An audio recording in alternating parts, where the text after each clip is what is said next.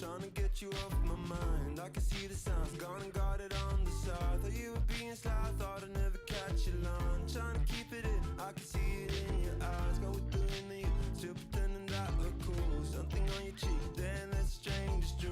Trying to be a man, trying to be a man tonight. I'm afraid I can't, I'm afraid I can't tonight.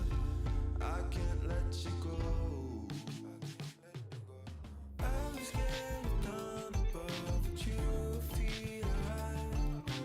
I'll get you on, 'cause you make me feel alive.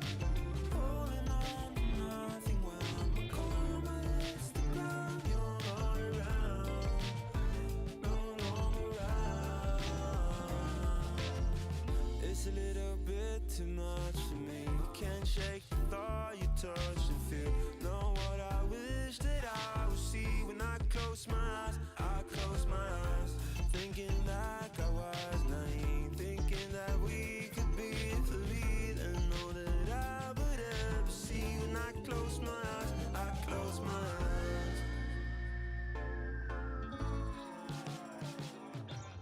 I'm scared down above, but you feel alright. I'll get you on, 'cause you make me feel alive. Holding on to nothing while my karma hits the ground. You're not around, no longer around.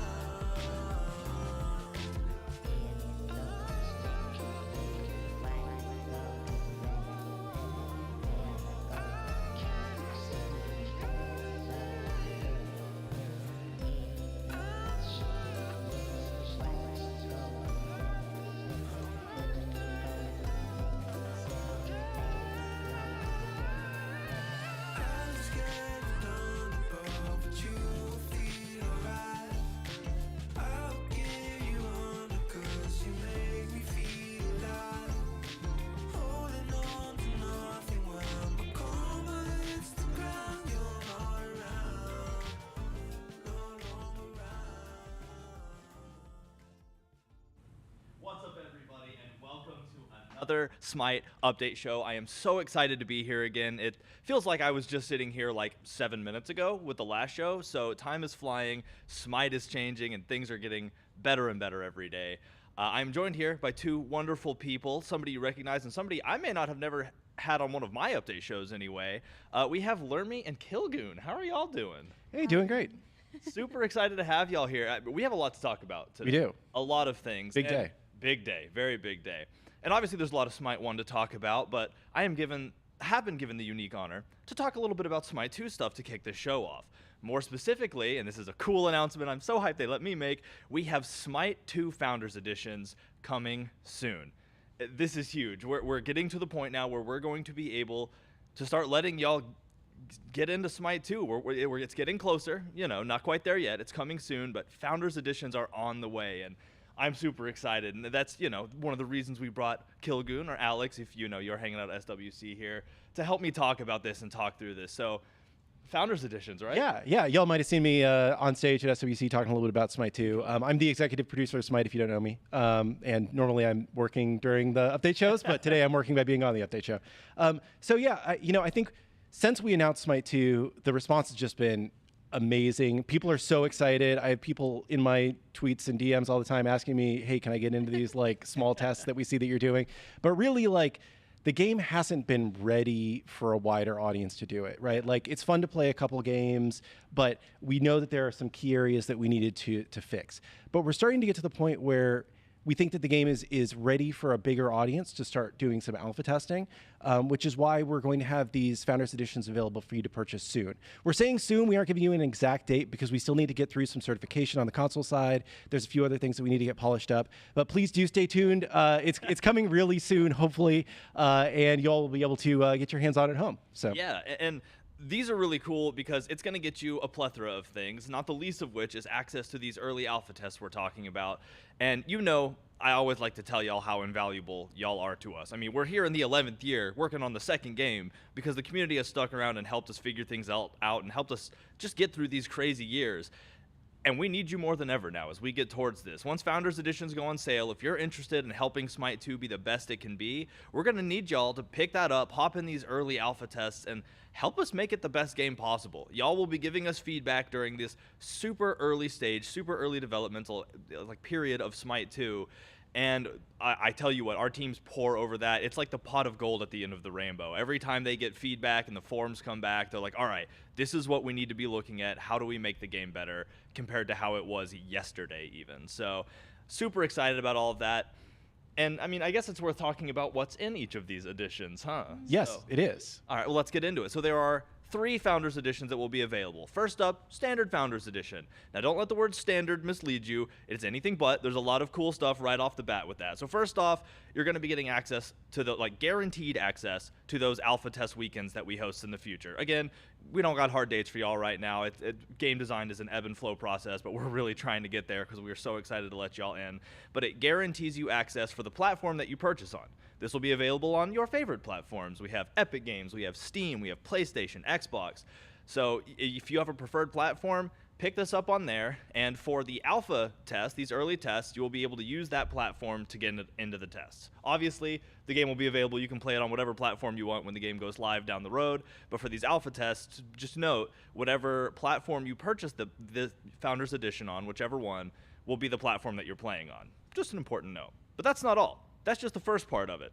Secondly, you're going to get all Smite 2 Gods Forever. That's the God Pack. Yep. That's the Smite 2 God Pack. That's huge. Yep. And coming to the idea of should we do a God Pack for Smite 2? Yeah. It sounds really obvious, but we talked about this for weeks because if you look at the way every other game does it nowadays, right? It's, we're going to charge you $30 for 5 or 10 characters, Yeah. But we looked at all these different options and we were like, man, these all just kind of feel crappy, right? Yeah. And the only way that we can make this feel awesome, and Smite 2, our big thing has been strictly better. Yeah. How can we make this feel at least strictly as good and hopefully better than Smite 1? It's okay, well, we got to give you all Smite 2 Gods Forever if you buy the base Founders Edition, and it's got to be $30, same price as this Smite 1 Ultimate God Pack. Yeah. So $30, you get all Smite 2 Gods Forever. You get access during the alpha weekends, which I'll talk a little bit more about in a minute, and you get this other stuff too. Yeah, well, okay, so to finish that out, you'll also get a Founders Avatar / badge and title, so you'll get some cool stuff to show off you were one of the founders for Smite 2, and the Smite 2 Cacodemon 2 Ymir skin. So for those of you who are longtime fans of Smite, that was a skin that you got when Smite 1 was in its infancy, and now if you get this first level of the Founders Edition of Smite 2, you'll be getting the Cacodemon 2 Ymir skin as kind of a celebratory upgrade to a fan favorite. And also, now this one's pretty spicy. We've talked about Legacy Gems a lot. Legacy Gems, for those of you who aren't initiated to the knowledge, we're giving you every gem you have ever spent in Smite over your entire Smite career back as Legacy Gems. Good for 50% off of qualifying purchases in Smite 2, of which there will be plenty. But we were like, what more can we do to tell the community that we love them and to thank them for their support over all these years and moving into the Smite 2 Founders Edition release phase? How about we just double the Legacy Gems? How about you just get 2 times the amount of Legacy Gems? And that's crazy. Yeah, so Legacy Gems, just a little bit, if you haven't been following along for how they work. So almost every purchase in Smite 2, you're going to be able to pay for 50% of the purchase with Legacy Gems. Some things you'll be able to pay 100% with Legacy Gems. So things like skins that we have ported directly from Smite 1 to Smite 2, some classic skins or something like that. Yeah. There will be some things that you won't be able to use Legacy Gems on. The only thing that we've currently identified that wouldn't be eligible would be crossover skins because those have business agreements to go around with them, and we have to give a percentage of the proceeds to the company. So just unfortunately, that's the way that would work. Yeah, but this is you getting the money.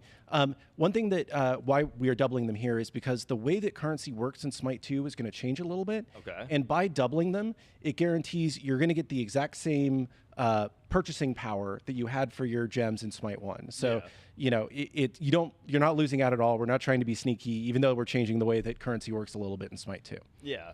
I mean, again, it's double, Legacy Gems is a really cool thing, and obviously bias standpoint, right? I work for the company, but objectively speaking, that's a cool thing. I've never seen anything like that. And then they were like, "Oh yeah, we're just gonna double them if people want to buy the Founders Edition." I'm like, okay, that's crazy. 50 plus 50, that's 100%. I don't know, man. It's a lot of mental math I'm not gonna break into, but it's super cool. Yeah, and that's just the basic Founders. It's just the basic Founders Edition. And real quick, if I can just Please. One thing about Alpha before we move on. Dive in. So. this alpha will be a real alpha. You know, this is not a marketing alpha. The game is not done. We have a long way to go.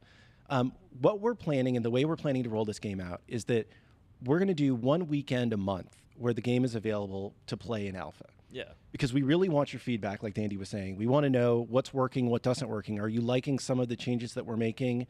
Where are the areas the game still needs to improve? And then we're going to work our asses off for a month to make the game better. And then we're going to open it up for another alpha weekend. Yeah. Right?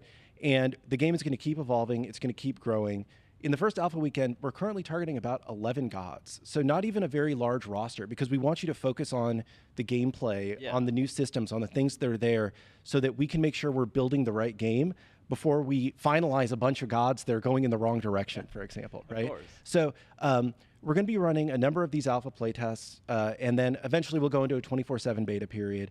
But if you want guaranteed access to the very first alpha, the way to do that is to buy one of these Founders Editions. Yeah. If you have registered for alpha access already, don't worry. We're going to be sending everybody alpha codes eventually, but you may not get a code at the very first weekend, just because we're trying to make sure we don't throw too many people at the game in the first week. Yeah. You know, the first week, honestly, there may be some technical issues with the servers, right? There's a lot to work through. Yeah, so we're going to roll those codes out gradually. You will get a code.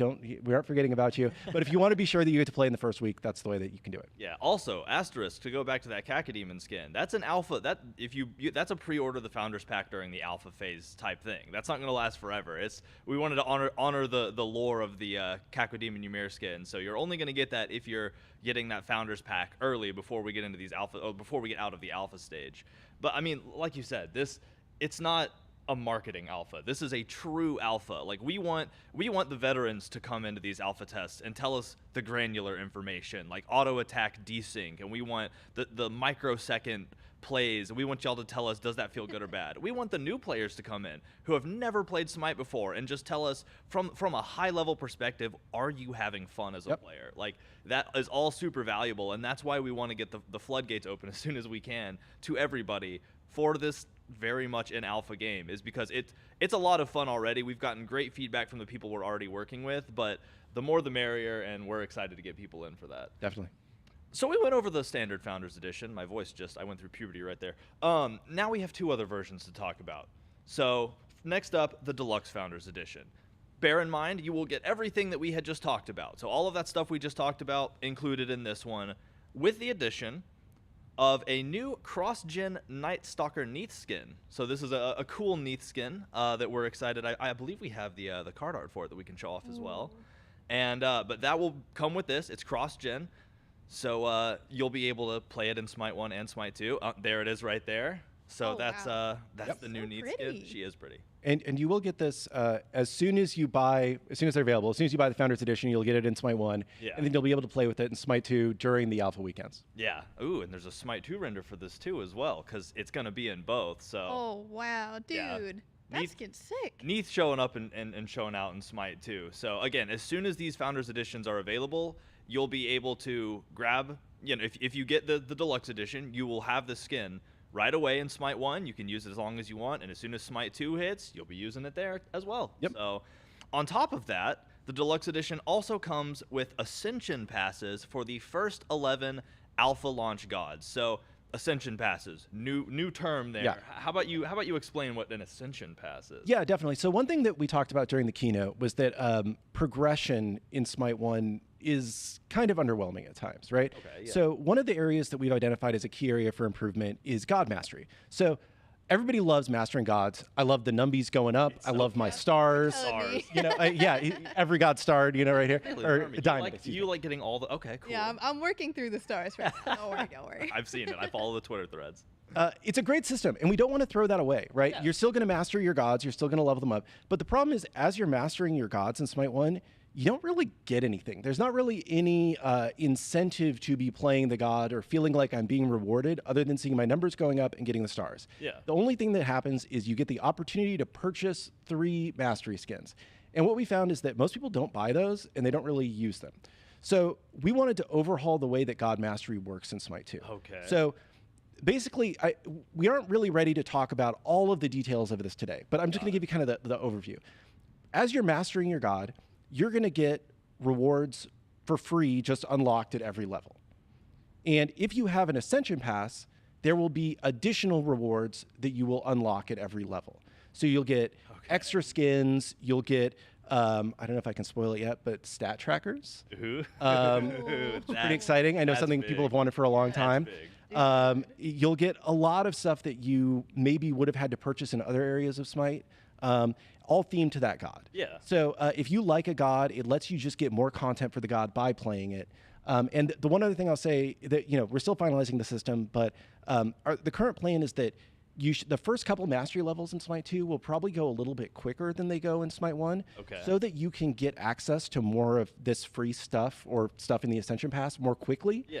But it'll take the same amount of time to get to rank 10 and the same amount of time to get stars. Like, the idea isn't we're changing that. Yeah. It's just the first few levels might go a little quicker so that you feel like you're making more progress and getting value out of it. Yeah, okay. I mean, that's cool. I love that kind of thing. I love being able to see the stats, especially for the characters I love the most. I love knowing, like, and being able to flex, like, I mean, this is how good I am at this. I don't know about y'all, but so that's really cool. So that's going to be, those are the 2 extra things you're going to get with the Deluxe Edition if you upgrade from that standard. So you'll get Ascension Passes for 11 of the Alpha Launch Weekend gods, and then that new skin that we showed you. Oh, I don't think we mentioned the price. So this, I believe, will be $60. So the base edition's $30. Got it. This edition is $60. Got it. All right. So then that leaves us with one edition remaining. We have the Ultimate Founders Edition. And that will have everything we just talked about. So, can go down the 2 levels above, I guess, and you'll get both of those. And then you've come to the bottom. You've come to the final one, the master of them all. And with this one, you're going to get an Ultimate Edition avatar badge title. To showcase, like, I wanted this game. I was here. I am the ultimate of the Founder Edition owners. And on top of that, you'll get an Ascension Pass for 23, I believe it is, gods? I believe that's correct. So that's nice. Yeah, that's a lot. So 23 gods worth of Ascension tracking and all that cool stuff we talked about. And then, and this one's I'm really hyped for this one. We have the first Tier 5 Smite 2 skin will be available with the Ultimate Founders Edition. So I'm building in the hype with pauses. And it's going to be a Zeus skin. Super. We have the card art here. We can show you. So this is the Fallen Zeus. This theme is just so cool. Zeus, traditionally has a shield. Shield, be gone. We've got sword, we've got axe, and we've got giant giga fists. So cool. Yeah, absolutely incredible. And it bears mentioning, first T5 in Smite 2, and that means a couple things. First of all, it means that we wanted to go back to kind of the beginning of T5s, and that's the evolution system. So you'll see here, there's 3 different versions. We're going back to the classic Tier 5 mechanic of watching a skin evolve as you level throughout the game, because it's one of the classic, it's just classic Tier 5, it's part of what made them as cool as they are. But what that also means is that we're starting to develop some of this tech in Smite 2. This, Tier 5 technology, the skin technology, doesn't exist yet. We haven't made it. We're building Smite 2 from the ground up. So us having created this means that we have made the first ever in the Smite 2 art pipeline Tier 5 skin with all new tech, all new everything. And it is a cross-gen skin. We made it in that pipeline we designed for cross-gen skins. So the moment that you purchase the Ultimate Founders Edition of Smite 2, you will be able to play this right away in Smite 1, and it will be waiting for you in Smite 2, looking beautiful just like this. Yeah, so this is the first level of the skins. So when you start playing, you're going to look like Zaddy Zeus here, ready to go to work. It's kind of like, demonic, but like there's something beneath the surface there, but he's kind of a dapper dude. Like, I don't know. He's definitely like got this kind of businessman vibe about him, but he's a little like edgy at the same time. You know what I mean? He's like dabbling in the dark arts, and he might be looking for more power. Yeah, I super agree. Then you move forward, and that power is starting to come to the surface a little bit. You got the horns, the business uniform is starting to get torn away, and he's just buff, dude. Like, Zeus, that is one buff Zeus. That is one buff Zeus. Homeboy got the summer bod ready. Yeah, I think that's like a 12-pack maybe. I don't know. 12-pack. It's yeah. Yeah, and he's got a new weapon too, which I think is really cool. The fact that he's like got all of this like gold, like jewelry and adornments and stuff is really awesome. And you can see kind of like the chains are breaking, and he's slowly gaining all of this power. And Form 2 is pretty cool. but But- I'm excited to see. but what- really, Form 3. it's all about Form 3, Oh, right? Yeah. Like, Oh yeah.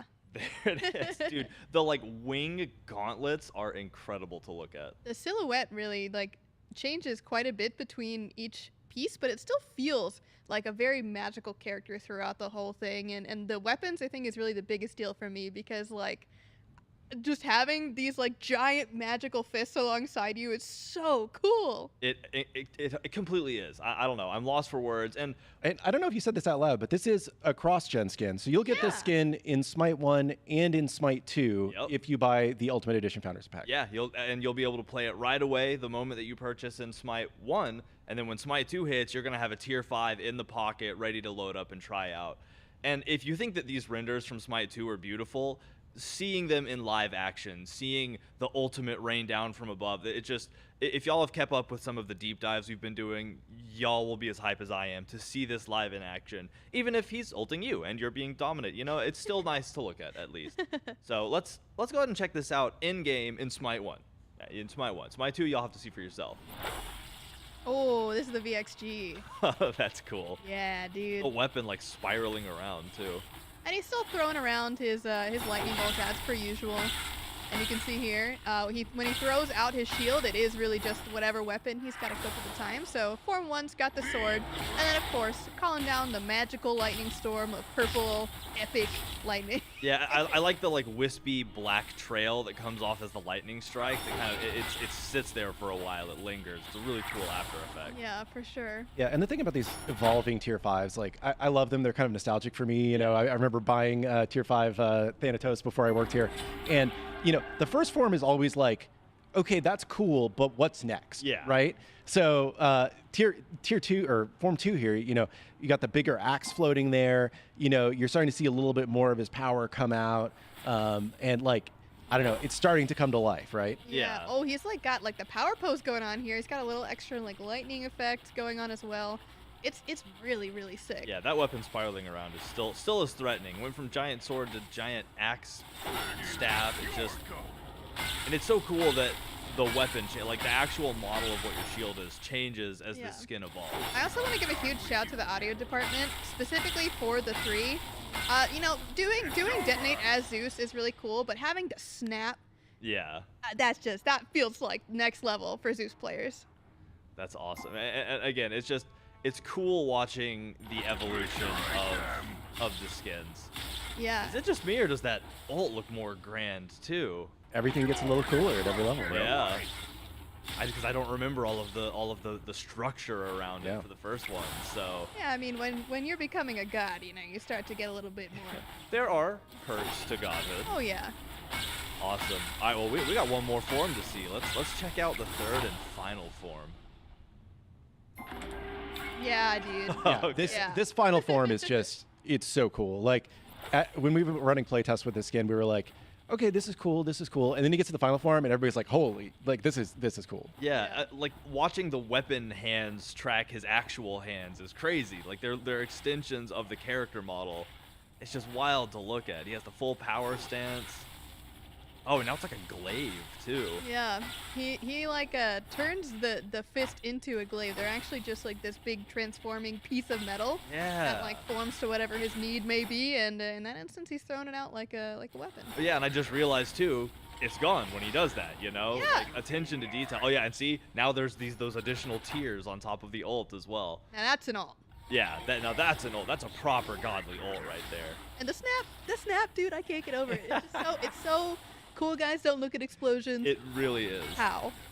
Man, so super incredible to look at. And again, this is the Ultimate Founders Edition. You get that. This will be waiting for you in all of its glory in Smite 2, and will be ready for you to hop in and start using right away, moment you purchase in Smite 1. So, as well as all of the other things we mentioned. So that's alpha access on your on the platform you purchase it on. That's double the legacy gems. You have the Neath skin. You have the Ascension path. It's just so many things. Kakademe and Amir. Man, and I don't know. I could talk about this all day, but then we wouldn't have time for the rest of the show, and that would make me sad. So get ready for those. They're coming soon. Again, we don't have a hard date for you right now, but they're on the way, and it's just we're excited to let y'all in. I don't know what else to say. I walk around the office, I talk to people all the time, and everybody's working so hard to like make this the best thing ever. So, And just a couple quick things before we move on. Yeah, please. Just keep in mind when you're looking for these on the storefronts when they are available, right? You will have to go to Smite 2. You will not, like, if you go to the Smite 1 DLC, it won't be there. So you'll go to Smite 2. You'll pre-order these Founders editions, and then you'll get all the content instantly in Smite 1. And then when it's available in Smite 2. Yeah. And don't forget, if you want to take advantage of the Divine Legacy and Legacy Gems and all that, make sure that you are linking in-game in Smite 1 on the platform that you want to play on. It's very important because of the way cross progression works. Basically, like, you're going to set a primary platform on Smite 2, and then everything else will be linked to that. So you want to make sure that you're clicking link in-game on the platform that you want to play Smite 2 on as your primary account. Yeah. So if you're an Xbox guy, do it on Xbox. If you're a PC guy, do it on PC. It's easy. And I think that's everything that I wanted to talk about. Oh, I don't think we said how much the Ultimate Edition is. Go for it. So $99.99. So it's $30, $60, $100 are the 3 different levels of the Founders Pack. Scaling, yeah, it's a logical scaling. And again, link those accounts. That's important. That's so important. We've been talking about Legacy Gems. I've been nailing it into y'all every single time. And that's super important because you have so many rewards you can get just by getting those accounts linked up. So please, friends, go and link those accounts. We want you to have all that stuff. So anyway, I'm going to quit blabbing. I just talked about a lot of stuff. How about we get a recap of all of the amazing stuff I just talked about in a quick video, Ro? Here at Titan Forge, we've been working really hard on Smite 2, and we're very excited to get the Founders Pack into you guys' hands. The Founders Packs are your guaranteed way to get in and participate in our Alpha Weekend playtest. We'll be doing weekend tests following the release of the Founders Pack, and those who purchase the Founders Pack will then have access to all of those Alpha Weekend tests before we go to beta. This is your chance to get into the battleground early, see what Smite 2 is like, and give us all of your feedback while you play. There are 3 ways to become a founder: the Founders Edition, the Deluxe Founders Edition, and the Ultimate Founders Edition. Plus, pre-order any pack before the Alpha ends to get the Cacodemon Ymir skin. The Founders Edition pack gives you full game access, all Smite 2 gods forever, a unique Founders avatar and badge, and 2 times Legacy Gems. The Deluxe pack includes all of that, plus the cross-gen Night Stalker Neath skin, and Ascension passes for 11 Alpha launch weekend gods.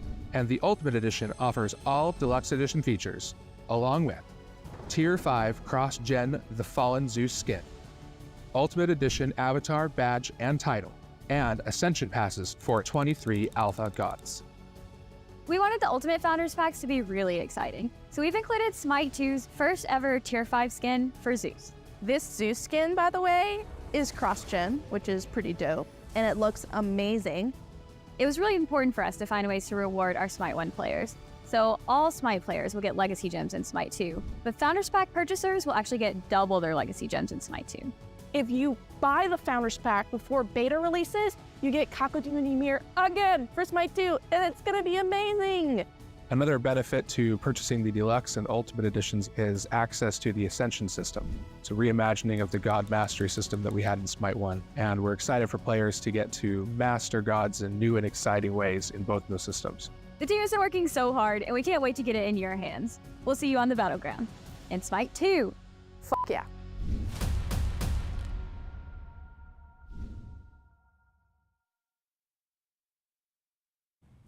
Man, they said all of that really well. I feel like I just finished talking about that, and I was like, man, they said that so well. They could do this. They're amazing. I love everybody I work with. Anyway, welcome back. Super excited. We've talked about Smite 2, but there's still plenty of Smite 1 to go over, and trust me, we got some crazy stuff here today. So I'm joined by a familiar face and a new face on the couch since the last 5 minutes, and that's Lermy and Chaos. So, hello, welcome aboard, again. Chaos. Yeah. So, y'all excited to talk about some stuff here in a minute? Dude, unbelievably excited. I've been excited for weeks. I'm I was not gonna about lie to to say, you. I've been, every time you tweeted about it, I was like, I know. I can't. I was on know. vacation. I was thinking about it. I'm not gonna lie to you. It's hard. It's hard to not when you're just so excited about everything coming towards the game. Well, I I can't am wait. excited to give you all the chance to talk about it, but we have a few more things to go through. I know y'all are gonna get sick of me talking, But let's do some news real quick. So y'all got all the big news right up front. We have some other really cool stuff in the works as well. You might have remembered me talking about the Content Creator Cup. So that will be continuing. It's still going. Actually, signups for NA are going through tomorrow, and we have some matches this weekend. So if you're interested, make sure you're hitting those signups. Grab your community, get in here, and strut your Smite, because we have opportunities for people to do so, and we're excited for y'all to come in this weekend and watch NA. EU, don't worry, we haven't forgot about y'all. Signups are going strong for y'all as well, and your matches will be coming next weekend. So still got some time if you're over on the EU side of things to get brought in, but it's been going strong. It's been fun to see everybody show up and show off, and we hope that y'all are as excited as we have been and continue to come in and just put on some really good matches. So super cool stuff there. But now we're diving into some of the content of Smite 1's update. So first up, we have a calendar celebration event that we're excited to talk about. So y'all should be familiar with these if you're longtime Smite fans, but if not, essentially it's just a big old celebration event. It's a bunch of free stuff for y'all from us. There will be a big old calendar when you log in on the event page, and every single day that you play Smite, you'll earn a free reward. Now be warned, that award is only available on the day that it is shown. You log in, it says this is today's reward. That's it. That's for that day. So make sure you earn it and log in tomorrow to earn the next one. Because if you earn 6 of these, you're going to get a free skin, the embalmed Anubis skin. We have the card art right here for you. Ooh, bro, this is a nice recolor for Anubis. I love the like purple and the teal going on. I think it's a really good combo of colors, you might say. Yeah, I like where they, when you apply like a bright palette to a character that otherwise has a dark palette, or even do the inverse. I really liked seeing this on Anubis. Yeah, it brings out some aspects that didn't pop in the original. Oh, okay. and he's really bright. He's really bright. Yeah. It reminds me of a mastery skin almost, with how I don't know, glowy and bright it is. Now something crazy about this and uncharacteristic. This is actually a rare exception to a system. It's the cross-gen system. This is a cross-gen skin. It's a free cross-gen skin. Dude. So if you earn 6 of those rewards, then you'll get this this wonderful skin for free in Smite 1 and Smite 2. And we have a Smite 2 render here to show you that we ain't fooling. Yeah. Yeah, that's awesome. The Dude, definition of the muscles in Smite 2 is nuts. It is very incredible. Just is. I talked about it a lot the last time that we talked about skins in Smite 2, but you really can just tell the difference in quality between the textures. I mean, the materials, they look great. They look realistic. They It's do. crazy.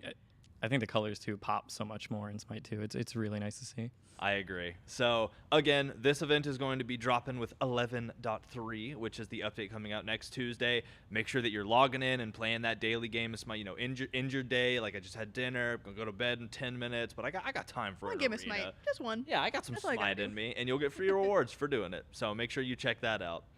So from there, we got some more skins we're going to talk about, starting with the Death Squad chest. So it's going to be a new chest coming out with a Loki skin, and we have Slasher Loki. Now, I like this one a lot. This one's good Loki horror skin, yeah. I think this one's really sick. I love light horror like vibes, and this is definitely selling it to me. Yeah, you could say that. You can say that. The mouthless mask thing is, I don't know what particular genre of horror that falls under, but I'm there for it every time. Yeah, he's creepy, but cool. But I'm trying to find the right words. You know what I mean? That's fair. Like Halloween-esque. Yeah. horror, yeah. Anybody carrying bloody tools with a pair of, what is that, pliers strapped to their chest? that's It's definitely a little creepy. yeah. Plier, like in a neat way. Like with a big blade, I kind of understand what's coming, right? But when you Oh. have pliers, You know what's cool about this? He's got 2 different weapons. That's really sick. that is actually really cool. He's got like the bone saw and then the big old knife too, That's awesome. and kind of business formal too. Like He's got a tie. yeah, when you're killing your enemies, that's a big day for them. You want to dress for the occasion. So this, like most other skins, I love getting to say this, is a cross-gen skin. So best believe if you have this skin, it will be waiting for you at the dawn of Smite 2. And here's the Smite 2 render to show you.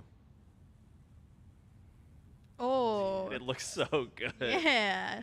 Like, I don't know, the dirty, he has been causing some mayhem to other people aesthetic of the outfit, just the way the materials look in Smite 2 highlights it so well. Yeah, I think the detail in the outfit and the textures, as like Lermy was saying from the prior skin, it just looks so good in Smite 2. I even think you can really like see here like the subtle adjustments to like the posing and as we go actually into playing Loki in the game, I'm sure the animations as well are gonna look awesome with this. Yeah. I just think like Smite 2 is so cool. It is That's a nice upgrade. It is so cool. I'm never gonna get sick of saying that. So that does it for the Death Squad chest. And now we're going to an event that y'all should know and love, the Immortal Honor event. For those of you who have clicked the infamous buy all button, you'll just be getting these. The things we're about to show off, you'll have them. But if not, then maybe these will be the things to convince you that it's worth it, or at least to buy the chapter or the individual skins. Up to you. So first up, we have Thanatos, Cosmic Executioner Thanatos. Dude, I love all of the like kind of abstract shapes going on here. He's kind of like a space guy, but he's kind of like in that same vein as like the Infinite skins almost, where they have like parts missing, but it makes sense somehow. They're held together by cosmic energy. And there's a Smite 2 render for this one as well, because you know these are cross-gen. Ooh, he's got like crystals and stuff too. And you can really tell like the differences in like each piece of Thanatos here between the metals and, like you said, the crystals and all of the different varieties of, you know, space goodness going on there. I think it's really cool. Or space badness, depending on which. Oh yeah, well I guess he's Thanatos, right? So that's true. So that is the first of the 2 skins available. The second is going to be Bionic Overlord Odin. So our boy Odin getting a little bit of we get to talk about Odin later too. Oh yeah, we do. Yeah, Odin has some changes coming up. Ooh, okay, that's cool. I love this art. The horns. Yeah, I really think like the like double space theme we have going on here is pretty cool. We got one that's a little bit more like ethereal, and then Odin's definitely just kind of this like tough guy. Yeah. He's gonna, you know, conquer some planets, take over the world, you know, any of those things on a day-to-day basis. Yeah, one is deep and in the heart of space itself, or is made of the heart of space. And this one came from a planet, but is taking space all for himself. So, and cool. We have the turnaround for this one. Awesome. Oh. So nice seeing it. He's a jetpack. Bro, the weapon? Yeah, I love the details on the spear. I love the little like plasma bit going on at the end there. It's yeah, very, it's like flickering. It's very detailed. I love that. The red cape around the hood is really cool too. It's a Yeah. really nice touch. I couldn't agree more. And again, like everything, it's a cross-gen skin. Not everything, like most things. It's a cross-gen skin, and we have the Smite 2 render we're here to show you. You know, I was talking about it in Smite 1. I have to say, it's cooler in Smite 2. See, that's like, it's crazy. There are so many amazing skins in Smite 1 as it stands. And like our team has been creating all of these wild and amazing skins for years. And they're still doing it, but now they're working in 2 systems at the same time and making stuff that's somehow amazing in one, and then like amazing plus ultra limited edition. And like, it's just, it's amazing. It's incredible stuff. It is incredible stuff. It's awesome. So those are the 2 skins you can look forward to in the Immortal Honor event.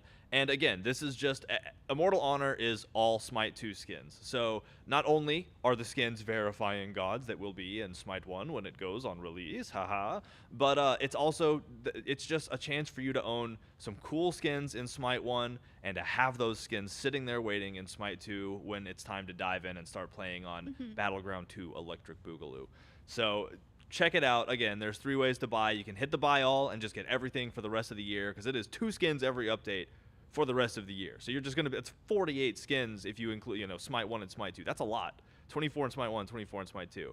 Or buy in chapters or buy individually. Up to you if you feel like it. We appreciate the support and we hope you love the skins. And we have one more little thing that I want to remind you of, and that's legacy gems. I know I've already harped on this a few times because we started off with Smite 2, but we're still counting. You want to double your gems? We're still counting. We're gonna double. If you were like, you know what, I like Odin, I'm gonna buy all on that Immortal Honor event. We're counting. We're gonna take those, and if you buy a Founders Edition, we're gonna double it and give them back to you as legacy gems. I'm just saying, like, you know, it's kind of cool. So make sure you check that out. So now we've talked about a lot of cool stuff. We've seen some cool cosmetics. Let's get into some of the balancey stuff. Oh, right? yeah. I've talked too I'm much. so ready. I need y'all to dive into it. So first, we have some game mode stuff to talk about. Kicking it off with just a few little ranked announcements. Yeah. So Newt is now going to be available in ranked. Oh my Newt gosh, in it's ranked? time. It's time. All right. Very excited to see how she's going to perform there. She's been doing actually very average. Very Really? average, which has been a little surprising considering she's a hunter. But I think Yeah. that in general, it's been really nice to see all of the amazing reactions around Newt getting played. It's been just amazing to see everyone Yeah. enjoying hearing the lore lady come across on the battlefield. It's been but, so cool.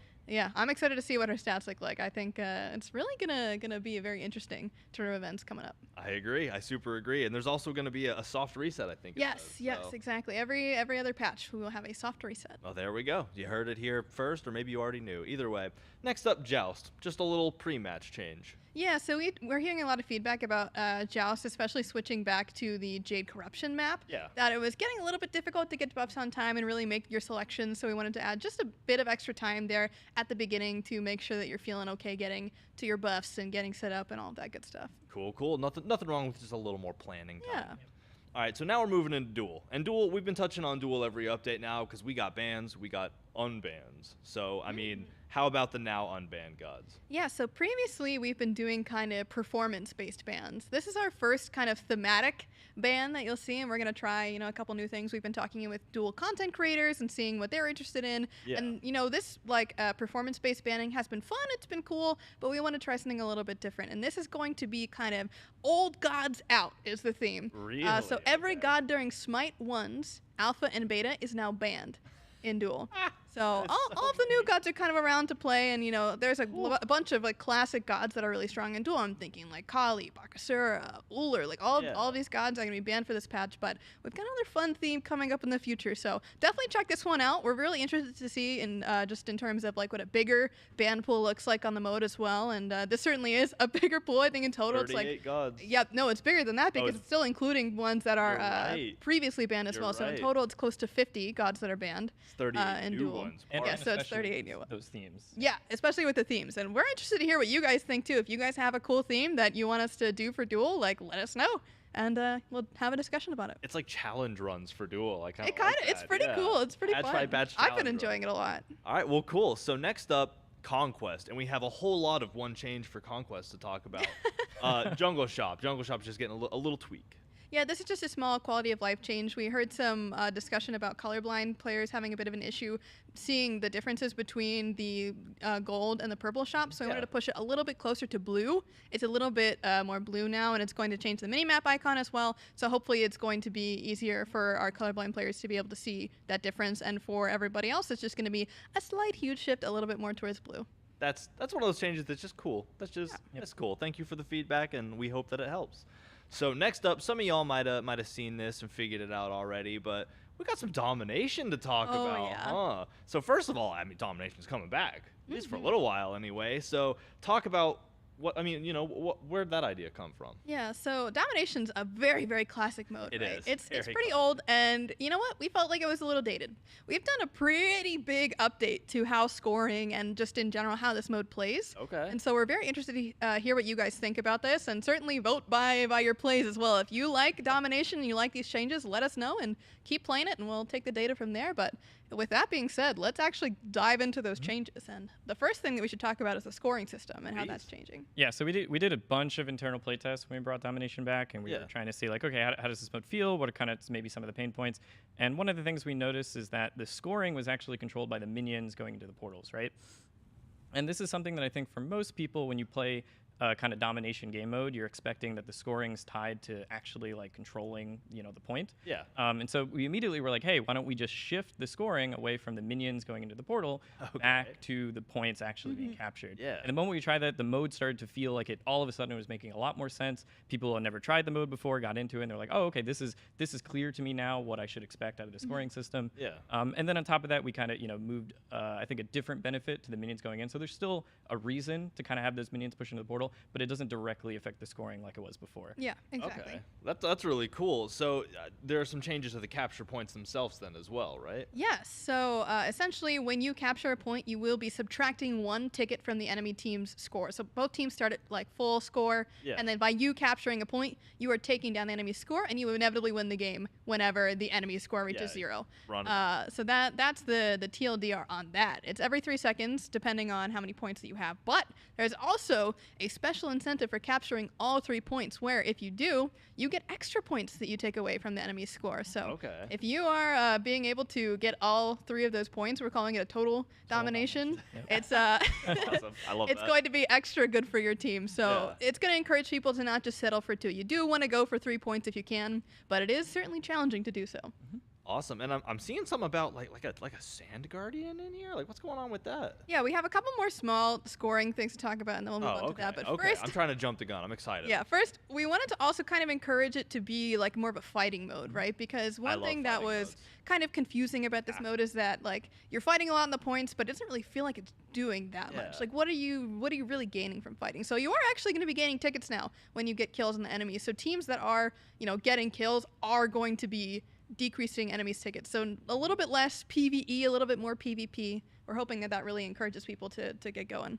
And then especially for games where, let's say, like maybe you're a little bit too far behind and they're starting to get these sort of kill streaks, now we're actually going to reward you for getting shutdowns a little bit more aggressively, right? So I think instead of just 2 tickets, every time you get those kill shutdowns, actually subtract 5 instead. Yeah. Okay, cool. So there's some comeback, like if you're getting beat down, but you finally got that item, you feel like your build's online, you start catching, you have a chance to catch up. You're not just being beat down the whole match. That's really cool. I like that a lot. Exactly. And then there's, of course, the alternate strategy of wanting to push minions into their goals, which is, what previously would be earning you tickets. Yeah. Now it's earning you global golden XP. So you are helping your team by pushing minions in. It's not necessarily going to win you the game, considering you're not getting tickets for it. Yeah. But it is a nice thing to do in terms of getting yourself that little bit of extra farm that you need to be. Yeah, getting. it'll give you that edge to try Exactly. to get the lead or bring it back. Okay, that's cool. And I'm just a fan of PvP modes anyway. As an arena player for a lot of the time, like I want to get in and fight. So I'm super excited about that. Yep.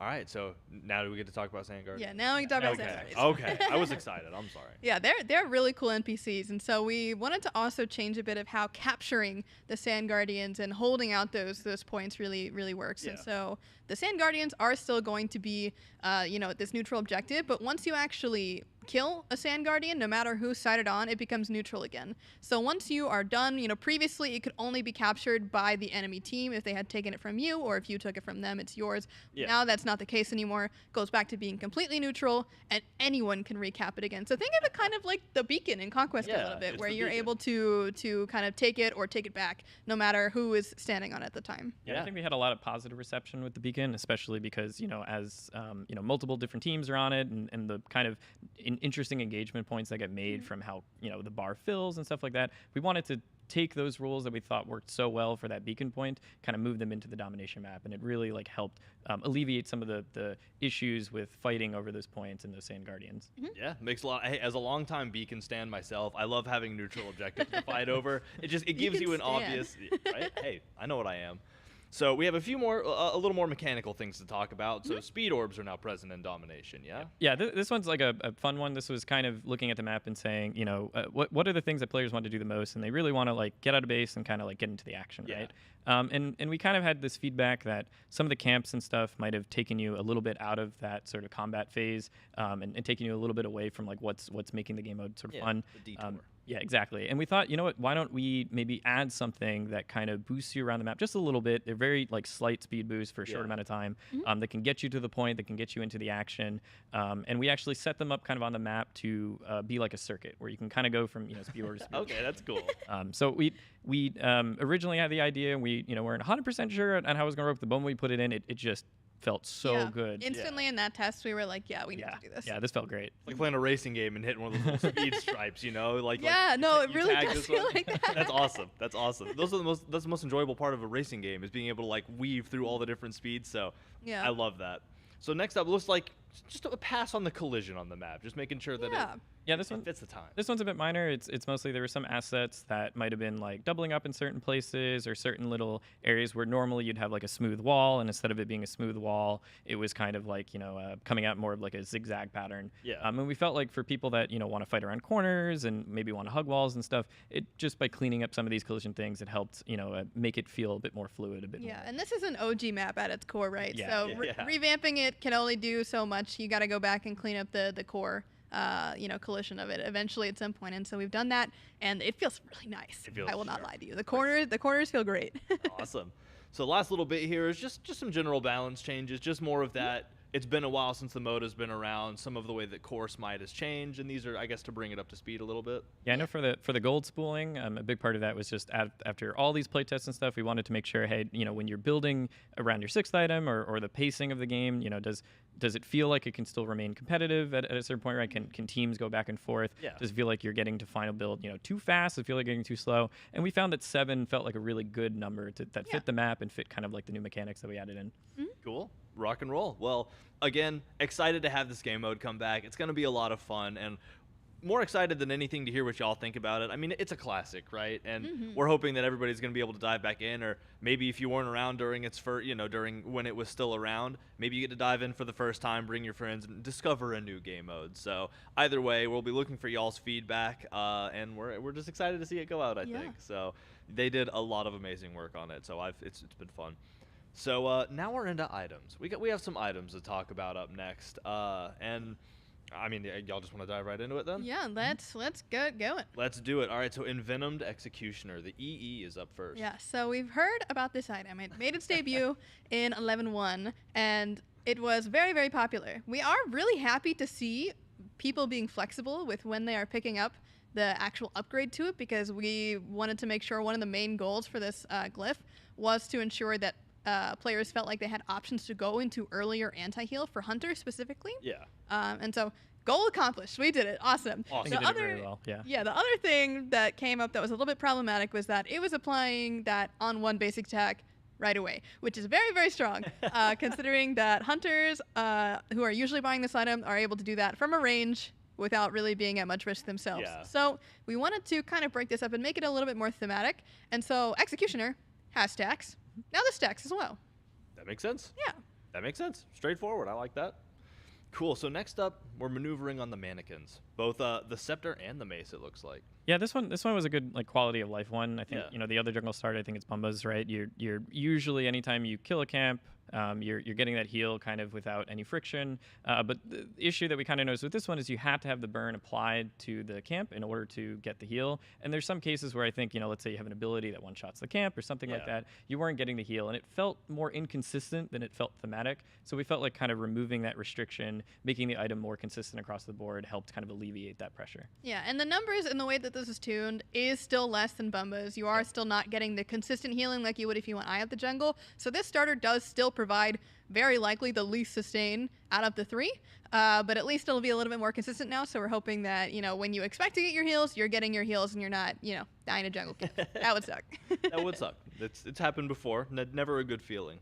So we have a few shards to talk about next up, specifically the wing shard for the first of them. So again, going back to 11.1 a little bit, we put in passive shards. We did. And they were very popular, which, is awesome to see that people are trying out the shiny new thing, but also we wanted to make sure that our older active shards were not getting left behind in the dust. So one big thing that we wanted to do was to give people the ability to have these kind of power spikes or power plays a little bit more frequently. So 120 seconds, once every 2 minutes, that just wasn't cutting it when the other shards were up kind of all the time. Essentially. So we wanted to move both Wing Shard, which you're seeing here, and Vision Shard, which is the next one, which is going to be a pretty exciting one, from 120 to 90 seconds. So we hope that it gives a little bit more potential to these shards, and I can't wait to see. Yeah, all of you Vision lovers out there, come on, it's 90 seconds. You got more time. You can spy those critical spots a little easier. So next up, the Soul Eater.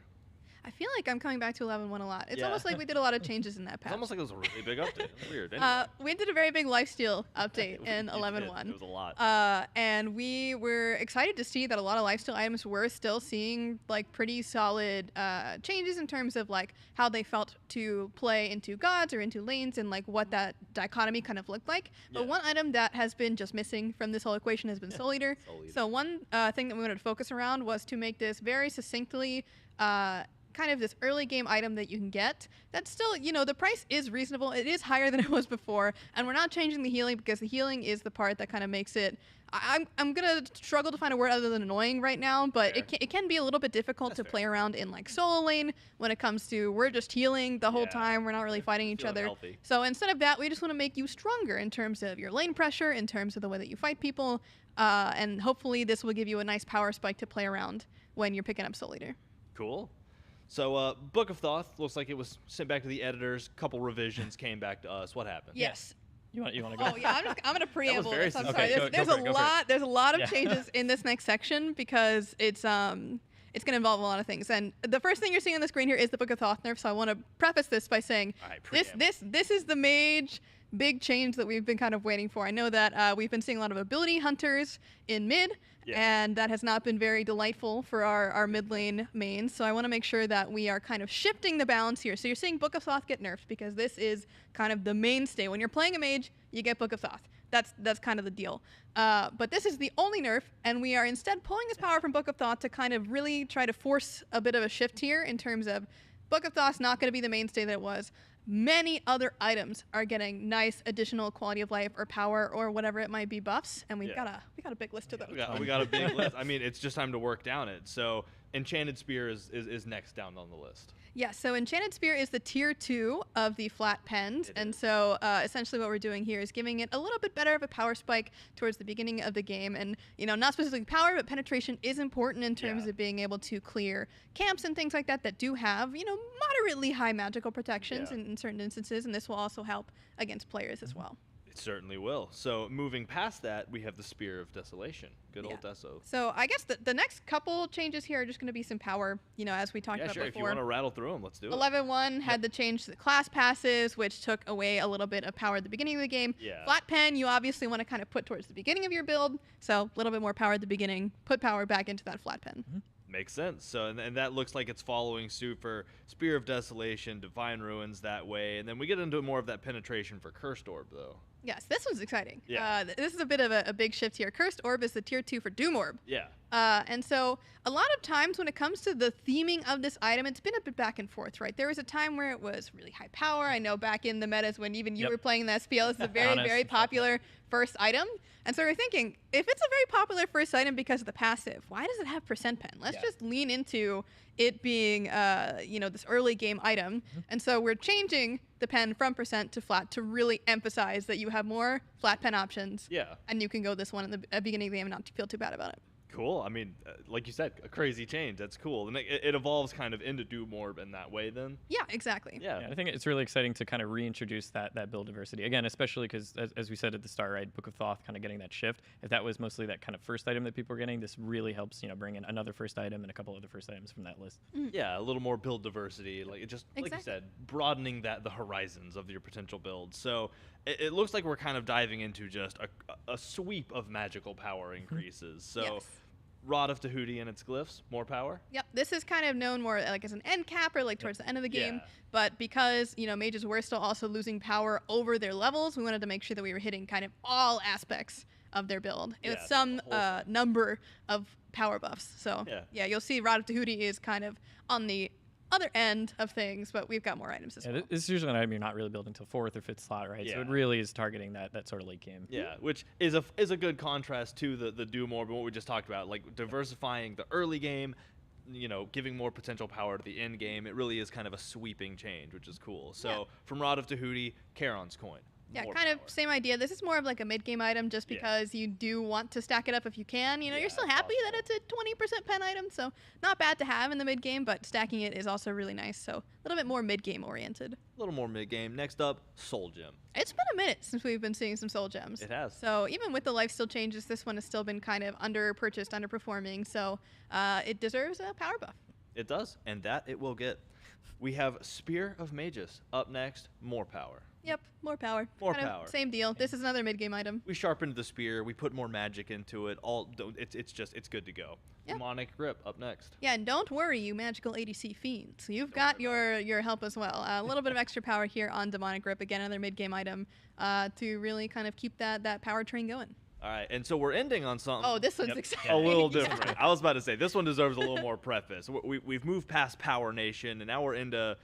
This one's I don't know. Fun. I'm hyped for this one. So Sphinx's Bauble getting a change, and what is that change? Yeah, so we're actually removing the protection, healing, self debuff. I actually remember being in this conversation. We were kind of chatting about what are the reasons that people aren't picking up this item, because we think it's really interesting the way that it is. It's one of and stuff those, like that. It's one of those that changes a core mechanic of the game. Like, Exactly. It's crazy. But what we noticed, and I think we found it a little bit with Griffin Wing, right, which was that sort of like detriment or that drawback really makes players not want to pick this up, and it already stat wise is not the most efficient to begin with. Yeah. So it's kind of like getting a double negative when it has a drawback plus that stat inefficiency. So we figured at this point it might be more interesting of a pickup if we just remove that drawback. Yes, exactly. And that also opens it up to being a little bit more flexible too. When we were seeing this item, a lot of times it was on supports. And again, it's not a stat efficient item for supports by any means, but could pick it up. It's not, debuffing your procs anymore. It's not, reducing your healing. So we're excited to see kind of what the potential of this item has. We still think it will still be under purchased just because it's so niche.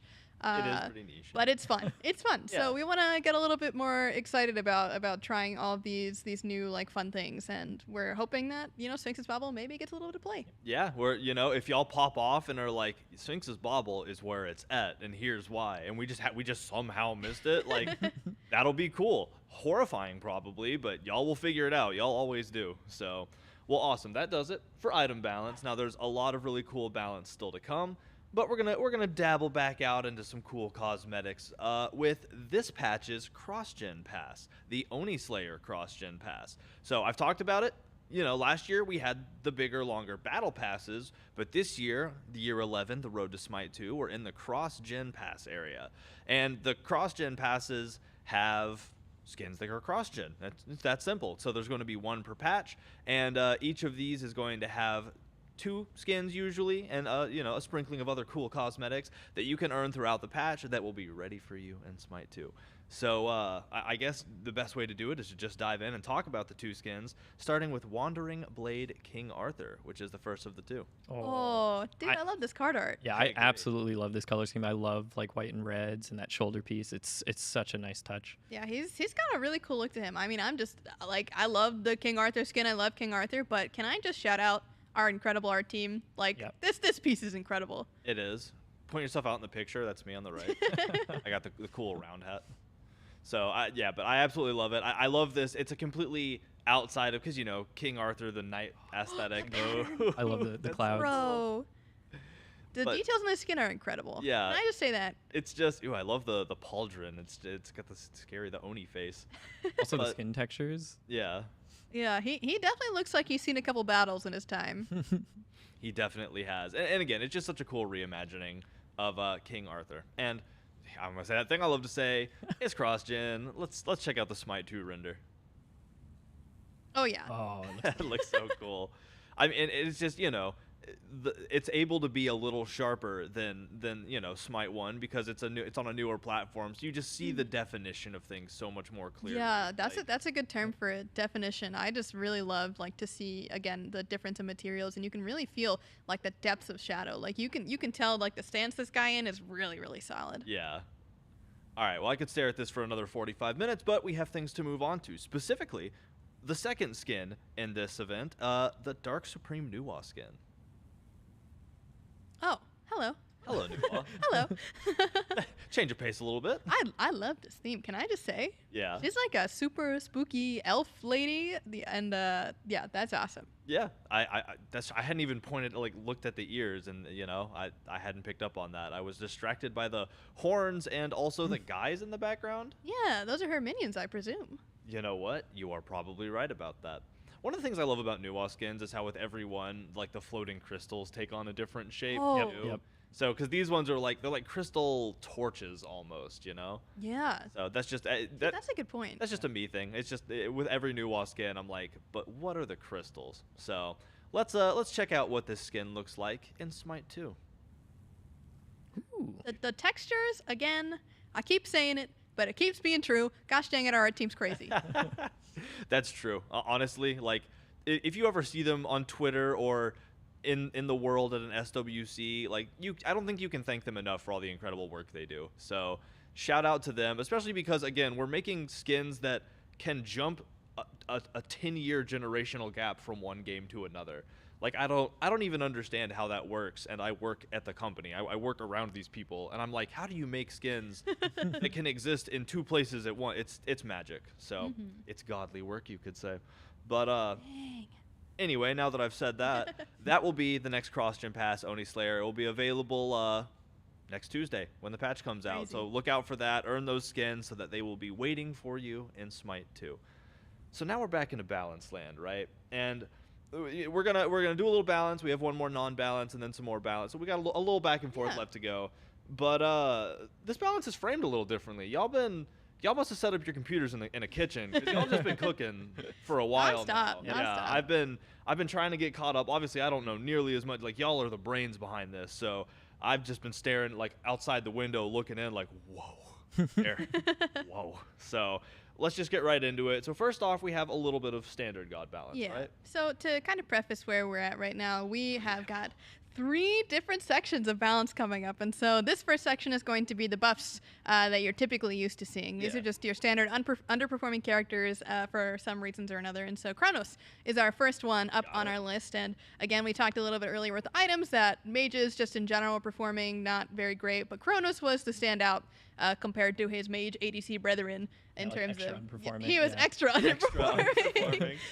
So just a small buff to stop time, especially in the early game, which is where Kronos, tends to be the weakest. Yeah. It's part of his clear, but the problem is that, he has got the really quick repetitive clear in his one, but stop time is kind of the tool that he uses to keep himself alive and clear, and being able to have a little bit better access to that is just going to help him survive through the early game. Fair enough. Well, as somebody who doesn't know how to play Kronos and can't counterplay him, I hate it. Let's move on to Serket. Serket up next, and you would think that Serket would have been doing pretty well considering just how strong Crit was recently, Yeah. but especially because Crit has been nerfed, and that's like a lot of Serket's thing, she's not been doing too hot. So we want to kind of give her a little bit of extra help in terms of getting the fight started, because she is very single target. That's like a lot of what Serket does, is that she runs one person down and can blow them up. Yeah. But if she's not getting the fight started, she's not doing a whole lot. So we want to let her have a little bit more opportunity to get those fights started and get rolling. Okay, makes a lot of sense for a character. So Hell is next on the list. Yes, and again with the mages, we were talking Again a little with bit the being a little bit tough for poor Hell. She was having a really tough time in lane especially, so we wanted to make sure that when she's getting through to this late game potential that she really should be having, it's feeling strong. And so we were thinking, with Hinder specifically, being able to pull off protections is always nice, but we want to give her a little bit more onus in terms of carry versus carry fights, because she is good at spamming, but when she's fighting enemies, she's a little bit sprinkled in with the utility as well. So this is not only helping her, it's helping maybe her support, or if she's got a magical jungler like Maman or maybe Ao Kwang, going to be able to shred those squishies a little bit faster, which will be very nice. Yeah, and I like this sort of buff because you still have to hit the ability right on targets before you follow up. So there's still kind of that thought process behind when do I use this and how do I use this. Yeah. So I think it's a really nice shift to kind of do this to help her out. Yeah, I agree. So not exactly a mage unless you are a Guan Unicorn player, I guess, but we have a Guan Yu next. Yeah, so specifically for Guan Yu, he was just not keeping up in lane, and that's really the specific buff here, is that you'll see that the biggest change rank to rank is going to be from old rank 1 to new rank 1, and that was simply because that even with the passive boost on Conviction, it was healing you for basically the same amount as one basic attack for a whole ability. And this ability is really strong when you're with your teammates, but in solo lane, you're not with any teammates, you're by yourself. So specifically in that laning phase is when he was having a lot of struggles, and so we're just giving him a little bit of extra sustain. So even if he's not necessarily going to be able to keep up and clear, he can at least feel relevant in the lane and not relegated to sitting under tower and clearing the minions. And spinning the stick. So. Cool. So the last in the standard lineup is Bacchus. Yes, and Bacchus has been falling a bit behind in terms of his late game potential. In the early game, he's doing quite all right. still good. He's hanging in there. The problem is that he kind of, he's doing all right, falls off a cliff like Yeah, bye. tentatively. He's getting a little bit too tipsy at the party. So we wanted to give him a little bit more potential in terms of actually being able to feel like he's making a really big effect in the team fight, especially depending on how you're ordering, how you're using your skills. So for instance, belly flop getting a little bit of extra late game damage is going to help when you are fully committing into a fight. Yeah, when you're getting in there. And it certainly will start to hurt once you are getting to that late game, especially if you're using the buff that you're getting from your ultimate, which would be very, very nice. So it's going to be a very nice small buff for him, but hopefully going to help his late game combo potential. Yeah, reel it in a little bit, really finish the party strong. You know? Yeah, exactly. So we've done it. We've talked about standard balance. So Standard. now we're Done. in to pocket number 2. And these ones are dubbed quality of life adjustments. So talk me through that. What are we expecting here? So with Smite 2 on the horizon, we're trying to kind of take a look at gods, just kind of in a nutshell, right? Like how do these gods feel? How do they play? Are there ways that we can improve these gods that either are a number 1 thematic win, number 2 just a fun win, or number 3 quality of life win? So we're going to be talking about number 3 right now, which is just quality of life. And so these are kind of things that are like, oh, I kind of wish that I could do that. Or maybe it feels like, things have kind of been not necessarily broken, but maybe a little bit like clunky, a little slow, a little sluggish. We just want to kind of improve the feel of these characters most of all. Awesome.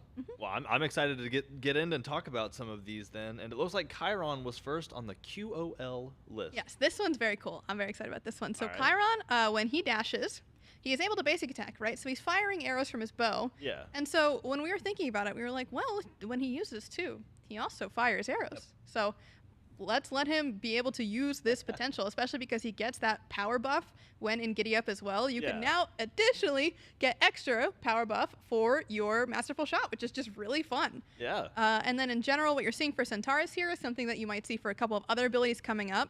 One thing, and this is a big shout out to Ponpon over on the Smite 2 team, who was doing some excellent technical work behind the scenes. He brought up kind of a discovery that he made over when working in Smite 2, where projectiles have kind of a bit of lag when it comes to when they're getting spawned, especially depending on the server. Yeah. So I don't know if you want to go a little bit more into the technical explanation of this, because that's kind of... Yeah. So anytime, on Klein, if you were to fire an ability, you have to shoot a message up to the server validates it, says, okay, hey, I can spawn this projectile, comes back down to the client, says, hey, this projectile can fire spawn, away. and we go. And so whatever you see your ping, that's usually that round trip time that we're talking about.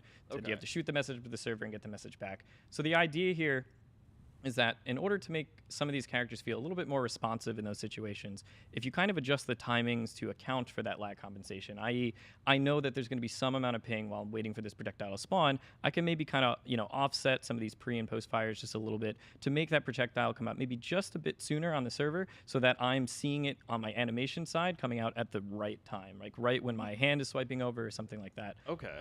Yeah, and these adjustments that you're seeing, when we say we're making it quicker, this is fractions of a fraction of a second. It's going to feel better. But it's not going to make. Like, it is like, it's a small difference, right? But you will feel it as the player, and as the enemy, you're barely going to notice the difference, if at all. This is really just for each individual player to see, I'm shooting my shot, it's coming out when it looks like it should be coming out, and all of that like connects together. But again, as the enemy, projectiles are not moving faster. This is not like changing anything about the actual like ability that's coming out. It's just when you fire it. And the abilities themselves, they're not getting shorter. All of the time that's getting pulled away from this pre-fire is getting put into the post-fire. So you're still in the animation for the same amount of time. It's just, when does this projectile spawn and how does it line up with everything else? And again, you'll see this change a couple of other times. And again, I want to emphasize, fraction of a second. Very, very small, very minute, but noticeable. It's not above. It's one of those things that when you're playing it, you feel it, like I'm sure for a lot of you gamers out there, you've hit something where you're like, I don't know what it is, but this just doesn't feel right. It's stuff like that, and it's crazy that y'all have been able to discover instances of that and fix it.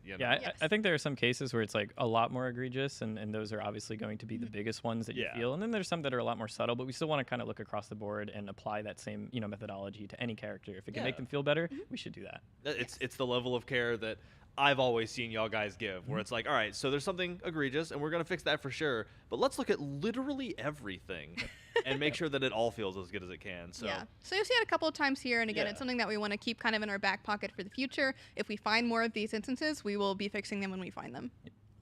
Y'all are cool. All right, so Kali up next. Let's keep moving down. Okay, completely different thing here. Completely different. Let's mind shift for a second here. So again, some of these things are going to just be nice feeling changes. This is not the biggest Kali change in the world. March for Death is her passive. She's got the passive wheel come up. Morrigan has the same passive wheel, but the difference between current Kali and current Morrigan is that when Morrigan has this wheel up, she can move around. And Kali has this wheel up when she spawns, and so a lot of times you're kind of put into this like quick thinking, like I have to make this decision now. I have to, do this immediately before I can do anything else. Now you kind of have the ability to move around and then also select while you're getting out of base. Purely quality of life, purely just good stuff. So, awesome. Heimdall is up next. Yes, this is another kind of more, again, leaning into that quality of life. When Heimdall misses a target with Through the Realms, of course, which you hope doesn't happen, but sometimes it does. Sometimes you want to use it even as just a dash, like a movement ability. Yeah, something you gotta his post-fire, which again we'll kind of talk about more, that's just like the technical term for like the ability's technically done doing the thing that it was going to do, but now you're resolving the animation. It was lasting too long because it was lasting the exact amount of time that it would take for him to actually swing. There was no difference between that, even though the animations were different lengths. And now he will have a unique post-fire for when he misses, which will allow him to act sooner and not be like stuck in the CC immune, can't do anything. Yeah, like his brain was trying to process, I'm supposed to be swinging right now, but you missed, so you just stand there awkwardly for, you know, that little bit of time. That's cool. Can you patch out the like shame of missing the ult point blank, or?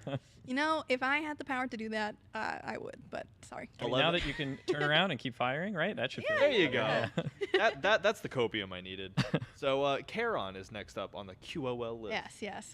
Charon is a very new god, right? But even with Charon, we found a couple of instances that we could fix up with his basic attacks and Spectral Surge of, the timing that we talked about previously. But also, Ferryman of Souls. This is passive, where he's able to gain max health. We've heard a lot of discussion about infinite stacking, or quote-unquote infinite stacking mechanics, and how that could be pretty interesting and fun to have. So we want to try that with Charon, who is kind of our first step to seeing like how players really like this, because this isn't increasing his ability to like have health like more in the early game. It's really if you are the GOAT Charon and you're getting to 350, you could go up to 998.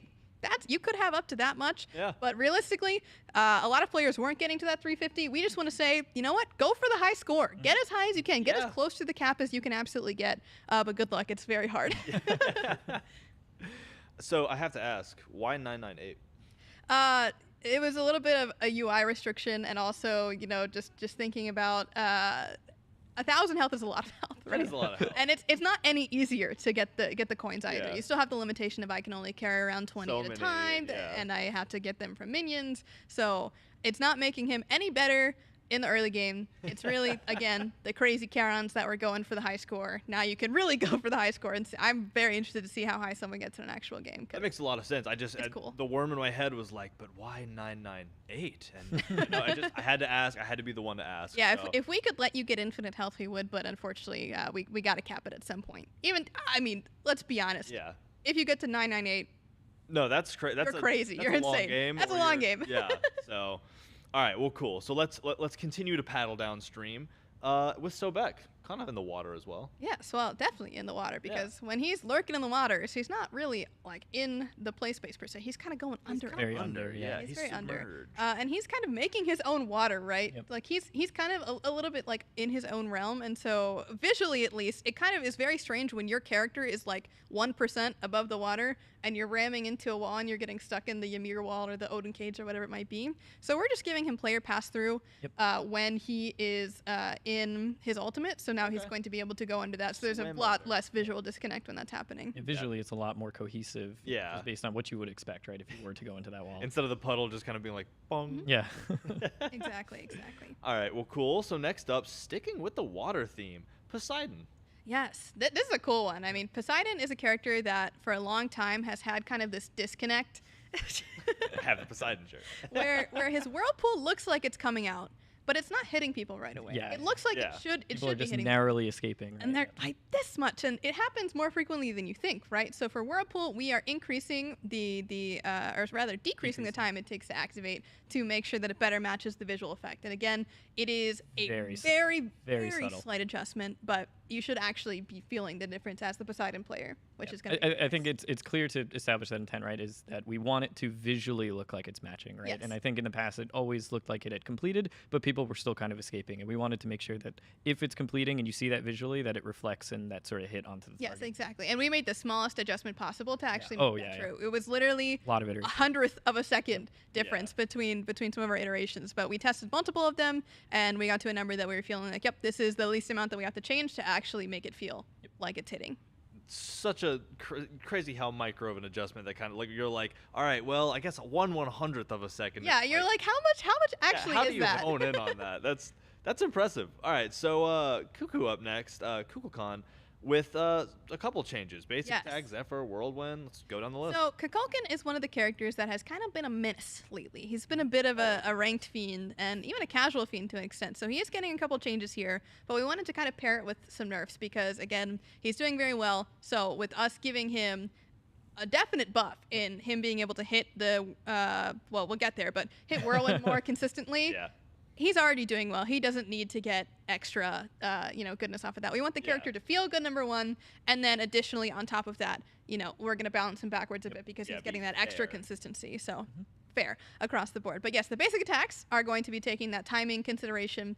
Zephyr is also getting a cooldown increase as part of his nerf. And then if we move on to the next set of changes, Whirlwind is getting that same kind of time to activate as Poseidon, but it's also getting a 2% per tick nerf, which comes out to 12% in total, which is not a small nerf by any means. Definitely 12% is a lot. That is a lot. But again, cool, and I appreciate that you're like, we want them to feel really good. And sometimes feeling really good comes with the added benefit of being a little easier to play or being a little buffed. So being able to look at that and say, we recognize this is actually a buff, and we're going to tone it down just a little bit so it's not crazy. Yes. Good attention to detail, in my humble opinion, as a I don't know everything player. So Ymir is up next, and I always love to see Ymir win. So what's happening with Ymir? Yeah, this is a fun one because it's we've kind of looked across the board and looked at some of the restrictions on our characters and kind of asked ourselves, right, like, do all these restrictions make sense? And Ymir for a while, I think, being one of the first characters to come out, right, he has these strong both camera and self-root restrictions on his 2 and his 3, and his ult I think is also self-root.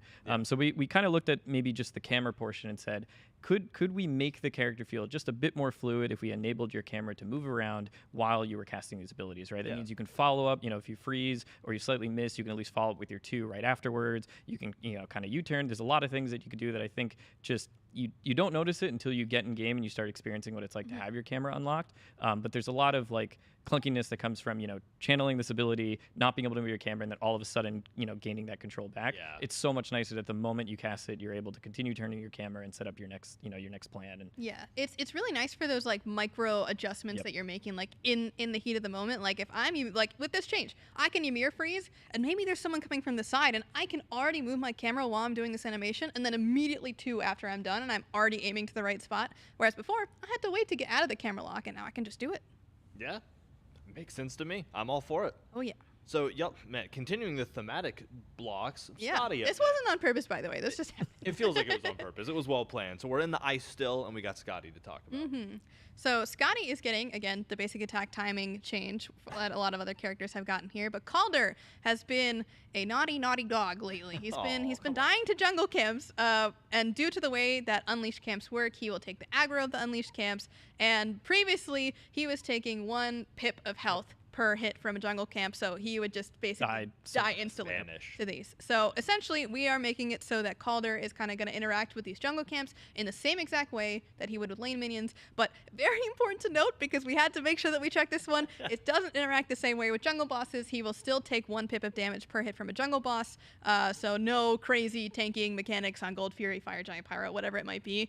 He will still die to that at the same rate, but jungle camps, fixed up. Feels really nice. Fixed up. Went to the doggy daycare, got some training, is now good to fight those jungle camps. So rock and roll. So next up, not thematic to ice at all, Cupid. Yeah, now I kind of got a little bit of extra action here in terms of we've done a similar change to a lot of other gods. Like Agni is a character, for example, that I can think of that got a very similar change that revolves around basic attacks, where we want to encourage you to get active with this fight, with this passive. And so when you're actually fighting gods, you're getting stacks twice as fast, and it is very, very important for Cupid to be getting to that max stacks for the stun, for the extra heal, for the extra damage, whatever it might be. We just want to make sure that if you're fighting someone, you're getting rewarded for doing that, and this is a really good way to do that. Yeah, I think when you get into team fights, you don't have minions around, right? It sometimes gets a little bit harder to stack that passive, and I think this enables you in these team fights to get it back again. Yes. Which is really good. Exactly. Cool. Well, we can. All right. I found another theme. They're getting looser, but we have people with wings now for Jingwei up next. So. Yes, Jingwei. So Persistent Gust has always had a buff when you knock yourself up. Yeah. The problem is that you don't really want to knock yourself up. You don't want to. Even though you can and then you dash away, like that is a core mechanic of her, you do go pretty high and you send yourself the same height as enemies. But now the best part is that you will be sending yourself a little bit less high than you send enemies or anything of that nature. And the best part is that you still have a decent amount of time to dash. It does decrease the amount of time that you have to dash. That is true. However, there's still plenty of reaction time to this. We had a lot of people test this to make sure that they felt like it was still a very solid amount of time that they had to dash and react to it. And in general, you are getting this buff more often, and you don't feel as bad setting it up for yourself to get the buff as well, which is very, very nice. Yeah, I think there were cases where it could feel like a punishment to have used it, even though it was like the right thing to do. And I think we wanted to reduce the frequency of it feeling like a punishment. Yeah, that makes a lot of sense, and a very inventive way to do it as well, just by changing the height. Yeah, that's just a cool change. So Fafnir up next a little bit. Oh, we saw this one a lot. Yeah. We saw this one a lot. Also, I'm super excited about. This is like a huge point of feedback for a lot of people. It's something where when Fafnir leaps currently in Smite, there's a bit of a lock where he's not allowed to really provide any extra input till the ability finishes fully resolving. And we looked at it and we're like, what if we just turn this off, right? What if we just reset this and make it, nope, the moment you land, you can immediately start chaining into other abilities, other input. You can turn your camera, do all those things while you're jumping. And he immediately, I mean, so much of that sort of like clunkiness. The first playtest, the person that was playing Fafnir immediately went, whoa. Whoa. That feels different. That feels good. And I was honestly like super excited to see people suggesting this on Reddit and on Twitter and things like that, seeing some of the spoiler changes. So there you go, guys. We got it. Yeah. Fafnir is feeling better. You love to see it. You love when something just feels better. So Tiamat up next with a little bit of a stance wiggle. Yeah. So Tiamat is a very interesting character because her two stances have two very different purposes. Very different. And usually what happens is you want to start an upright stance like 99% of the time. And starting in the ground stance kind of puts you in a weird spot because it puts your movement ability on cooldown if you want to go back to the upright stance. And so in general, we previously noted that Tiamat had been respawning in whatever stance that she had died in, but if you want to start an upright stance 99% of the time, let's just spawn you an upright stance. Yeah, I think a Phoenix Siege is a good example of that, right? If you had died in a previous fight and the team is pushing like a Phoenix and you're just now respawning and you started in the sort of ground stance, it might not be the best position. You might not be able to put yourself in the best position to get that damage off. Yeah. And then now you have to waste time to go back to upright stance so you have that range again. So this is just to make it so that she has more viability, more consistency across all of those different situations. Exactly. Yeah, no, it makes a lot of sense, definitely. So Bastet and Pounce are next on the list. Dude, I have been waiting for this change for a long time. All right. So Bastet, sometimes has a little bit of issue clearing camps, especially because her leap is one of the abilities that kind of has this persistent effect that you can re-leap back. So when you're clearing a camp, if you want the ability to go on cooldown, you have to fire the leap and then leap back. And it's a big waste of time that you have to do when you're clearing camps, and it doesn't feel very good to be able to do that. So now, when Bastet uses Pounce, she can right-click it to put the ability on cooldown, cancel the ability to jump back, and lose her movement speed stim. So all of that goes away, but you do put it on cooldown. So in those situations where you're clearing a camp, you don't really need the movement speed, or you just want to put it on cooldown sooner, you're going to be able to do that now, and it's felt so nice, dude. It's been great. We've noticed the players really appreciate that sort of control over when they get to put that thing on cooldown, because then there's a little bit more micro that they get to gain and a little bit more thought process behind it. So we figured with Bastet, especially because, again, you had to do that leap back if you wanted to reset it, it just feels so much more nicer to shortcut that and say, okay, I can right-click and get back to the state that I want to be in. Yeah, exactly. I couldn't agree more, too. That, especially with an ability like that. Like you said, maybe you just want that forward movement and you want it to hit cooldown, you want it to be up so you can use it to jump again, or if you're about to gank or something, but you're like, I'm locked out until it times out, you know? So that's one of those things that just genuinely feels good. Cool change. So Freya up next. Irradiate's getting a little... Yes, this is her one. So very similar change here to Bastet. A little bit different because this ability was not like this before. It was just a buff and then it went on cooldown. Yeah. Now it's kind of more in that same Bastet style where you use it and then it's active, and when it turns off, the cooldown starts. So we've adjusted the cooldown to kind of compensate for that change. It's not getting a full switch to, the cooldown that was before, because then it would be a very short cooldown. But the nice thing about this change is that when you use Irradiate and you've got Pulse going at the same time, it changes how your basic attacks function. Which sometimes you want those AoEs, sometimes you want the extra damage. Now as the Freya player, you have that flexibility to say, okay, I want to go back to my AoEs, or okay, I don't need this anymore. I finished clearing my camps. I can just put it on cooldown and not think about it. And so having this extra, like you were talking about before, micro control just feels so nice for a lot of these characters. I think there's cases in lane 2 where you might have started with an AoE, then turn on a Radiate because something happened, and then they back off, and you're like, okay, I want to go back to the AoE because I still have that timer going, and I want to make sure that I'm hitting the minions, but you don't have that option in the prior system because you'd have to wait for both of them to go on cooldown. So this way, it gives you control to kind of cycle between them without really changing, again, anything identifying about the way that combo works. Yeah. Yeah, well, awesome. This next one, I'm very excited I'm about. so happy about This one. is As amazing. a This resident is Hoonbots great. player, Hoonbots and the Sacred Monkey. This has been one of the most frustrating parts of playing Hunbats, probably ever. Yeah. Ever. No, I agree. Yep. Is that the Universal. teleport has sent you places where you didn't really expect to go, where you didn't want to go even. Or didn't feel like it was firing off and you're spamming it. It's Yes, Yeah. exactly. And now it feels great. so much better. So much better, so much better. It really is kind of night and day from what it was before. It's hard to kind of describe exactly how it's changed, but believe me, when you feel it, you will understand. Yeah, I think Mifflin had a good explanation or a good description there, which was it feels like it's doing what you want it to do now. Yes, exactly. Which, I mean, it's crazy how a change like that sounds so simple. It just feels like it's doing what you think it should do or what you want it to do. Sounds so simple when you say it. Yeah. But like the implementing and the refining of that. So you know, as one of my favorite junglers or assassins anyway, I'm super excited for that because that was always the one hold off. Is I'm like, I'm not even gonna try to teleport. I never land where I want to. Like I've never mastered it, and I feel confident now. So. Artemis is up next, and her traps Yeah. are getting a little snappier. Yeah, I think Lermy has like the full details on this, but I think this is one of the examples where I was talking about there's more egregious cases in the game of like timings just not matching. I think this is one of those cases where you'd see like the full animation and then like maybe, you know, it would feel like a larger delay would happen before you'd see the trap. Yes, Yeah. Wanted she to would make it- essentially, the animation she does, just she kind of like puts out her hand. Yeah, She's yeah. like casting the trap out. And then she would do the full animation, and then the trap would spawn. Whereas, you know, you'd think like normally, oh, she's throwing the trap. The trap should be leaving as she's like Exactly, yeah. mid-throw. Yeah. But it wasn't doing that. So now it is doing that. And again, it is the smallest amount possible to make it feel like it's matching. Cool. Just love to hear it. Get those traps out more reliably. Yeah. So, Jean Kui up next. Yeah, same thing for Zhang here. Very similar lines. This is just we wanted to make sure the actual effect of the damage and the stun were matching that kind of circle that he makes when he uses Book of Demons. Yeah. So this is just lining it up a little bit better. Yeah, and it looks like we continue that trend of lining things up a little bit more with Medusa and her acid Yep. spray. This is another very simple one. She was doing the full like spit animation, and she would again go all the way out. Yep. Nothing would happen, and then she shoots it. So now she will shoot it at the time that she's supposed to shoot it. Yeah, it just feels more fluid or acid, Exactly. I guess. Exactly. So Sylvanas looks like is also getting kind of that timing touch up to the basic attacks and the grasp. Yes, this is crazy. This is Dude, crazy. This Yep. feels Crazy. So much better. so much better for the grab. And we saw a lot of Yeah. this ability get mentioned too. So we're really glad that we hit this one as well for this timing pass because believe me, like as the person getting pulled, because I played as it, against it, and with it, and let me tell you, I think I was playing with J-Mac when it was happening, and J-Mac's reaction when he first hit a pull was so funny. He was like, "Oh my god, like that was insane!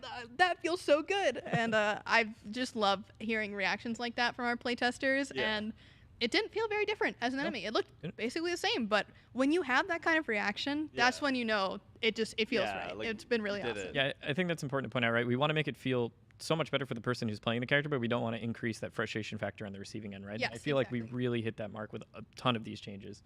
Yeah, and that's super cool to hear. And I mean, as somebody who's played a lot of Sylvanas, that was one of those abilities that I was always like, man, I feel like I never get the timing of this. Right. Like, it is such a hard ability to Yeah. land without practice.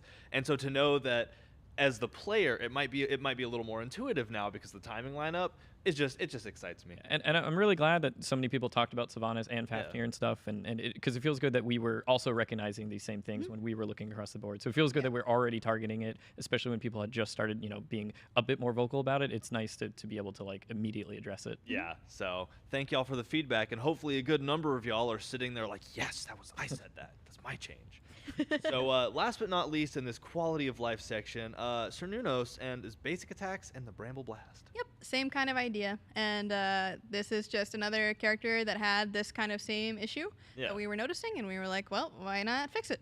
And again, this is kind of to put a nice bow at the end here. If you see any of these kind of changes that you think that we should touch up on, please let us know. Give us the Definitely feedback.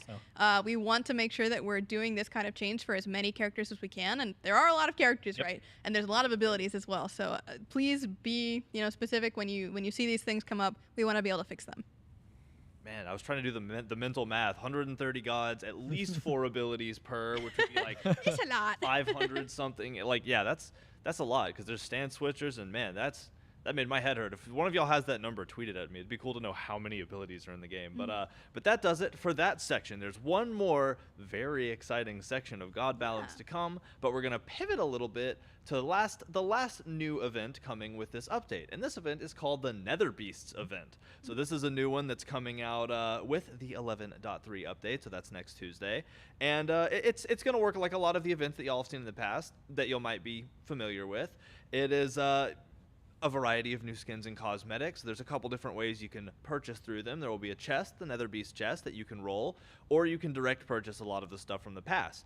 Obtaining any 3 of the Netherbeast event cosmetics will unlock the reward skin for you, which is listed there. It's called Death's Rain Shock, but we'll get there in just a second. We're going to start off with the first of the 3 skins in this, and yes, they're all cross-gen. And this one is called Shadow Sentry Cerberus. Ooh, yeah, the Shadow line is one of my favorites, and I'm really glad to see it on Cerberus. This looks so cool. Yeah, I was immediately drawn to like the spiral core, like right there at the base of the center head, like neck. That's just cool looking. Like, I just right love the kind of like interesting, like animalistic, like masks going on here with each of his heads. I think it's a really neat touch to kind of pivot him a little bit from, you know, being a dog to being some other kind of mysterious forest creature. Yeah, Cerberus is definitely, that's something that Cerberus, I love. He's so fancy. I love like the waving texture. I don't know how to describe it, but like the stuff that's like waving or phasing out. It's so nice. That's true. Like I can't think of a good word. It's almost like looking at 3D without the glasses, the way Very it like offsets a ethereal. little bit. But no, I was just gonna say that Cerberus has canonically had a lot of really cool. Like his skin lines can drag him to a lot of places because there's like the tank, and there's just like changing a 3-headed dog into a bunch of different things is always exciting. And like you said, just taking it from, it's still Cerberus, but it doesn't seem as much like a dog. It really is some kind of shadow beast with a 4th head on its tail. It has kind of a chimera thing going. Yeah. So anyway, let's check out that Smite 2 render since you know this is cross-gen. Oh, That's so cool looking. That looks really nice. Yeah, Missives just turned out so incredible with this one, and we've been saying this all show. The textures and the fidelity, just incredible. Yeah, I love the way light's like blending off the chest towards the back. Yeah. The way that it's like fading It actually out. feels like a light source. Yeah, it's so cool. Yeah, that's been something, again, if y'all have seen the deep dives, that's been something that was harped over when we were talking about FX, was the way light reacts in Smite 2. Like you'll be walking by stuff, and if you're emitting light, a lot of times it'll show in the environment. So to see a skin like this and be like, that's emitting light, that's genuinely emitting light, super cool. So next up, Headhunters Nununos coming at you. Oh, he's scary. Yeah, I don't like it. That's In a good way, really but scary. It's fleshy. Like that arm is wet. I don't know. I don't like it. It's scary. Well, he's certainly got the fear factor going on, and you can kind of see in the background there. That's kind of what his boars might be looking like. These little like chainsaw pig things. Oh wow, yeah. I hadn't cool. even picked up. Wow, yeah. Now my question is, did he just break out of that containment pod, or did he hunt something out of it? I think he seems like he might be making them, right? Because when he turns people into the boars, right? You know, maybe he's making them in this lab it's thing. a science. That's dark. He's a scientist. You just gave some dark lore there. So anyway, cross-gen Smite 2. Let's see how much more horrifying it looks in Smite 2. Oh yes, Ooh. horrifying. Ooh. Oh, and we get to see the other colors too. That's so sick. Oh Yeah. yeah. Wow, yeah, that's really awesome looking. Yeah, I love the grit, the detail and the grit in UE5. That's so Yeah, sick. he definitely feels like a monster you'd run into in one of those like horror shooter games. Yep. Like Yeah, a few he's come to gonna mind. come in and get you. That's for sure. Yeah, I like too the like you can see the definite area, like the hybrid between flesh and Man metal. and machine. Yeah, between man and machine. So that is that, and we have one more cool skin to talk about. This is that reward skin I mentioned, Death's Rain Shock.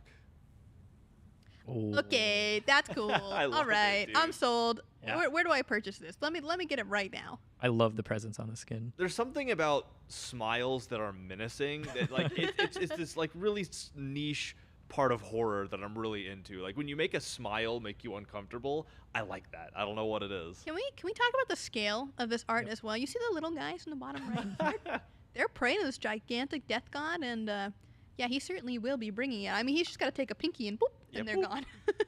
And 4 pinkies on this one, at least. 6. If not, yeah, He's got 6. Okay, you're right. I miscounted. So, again, tag yourself in the photo. I'm dude far left on his knees. That's definitely me. I'm paying more homage than anybody, dude. So, all right, let's check out the Smite 2 render of this because you know I can't not.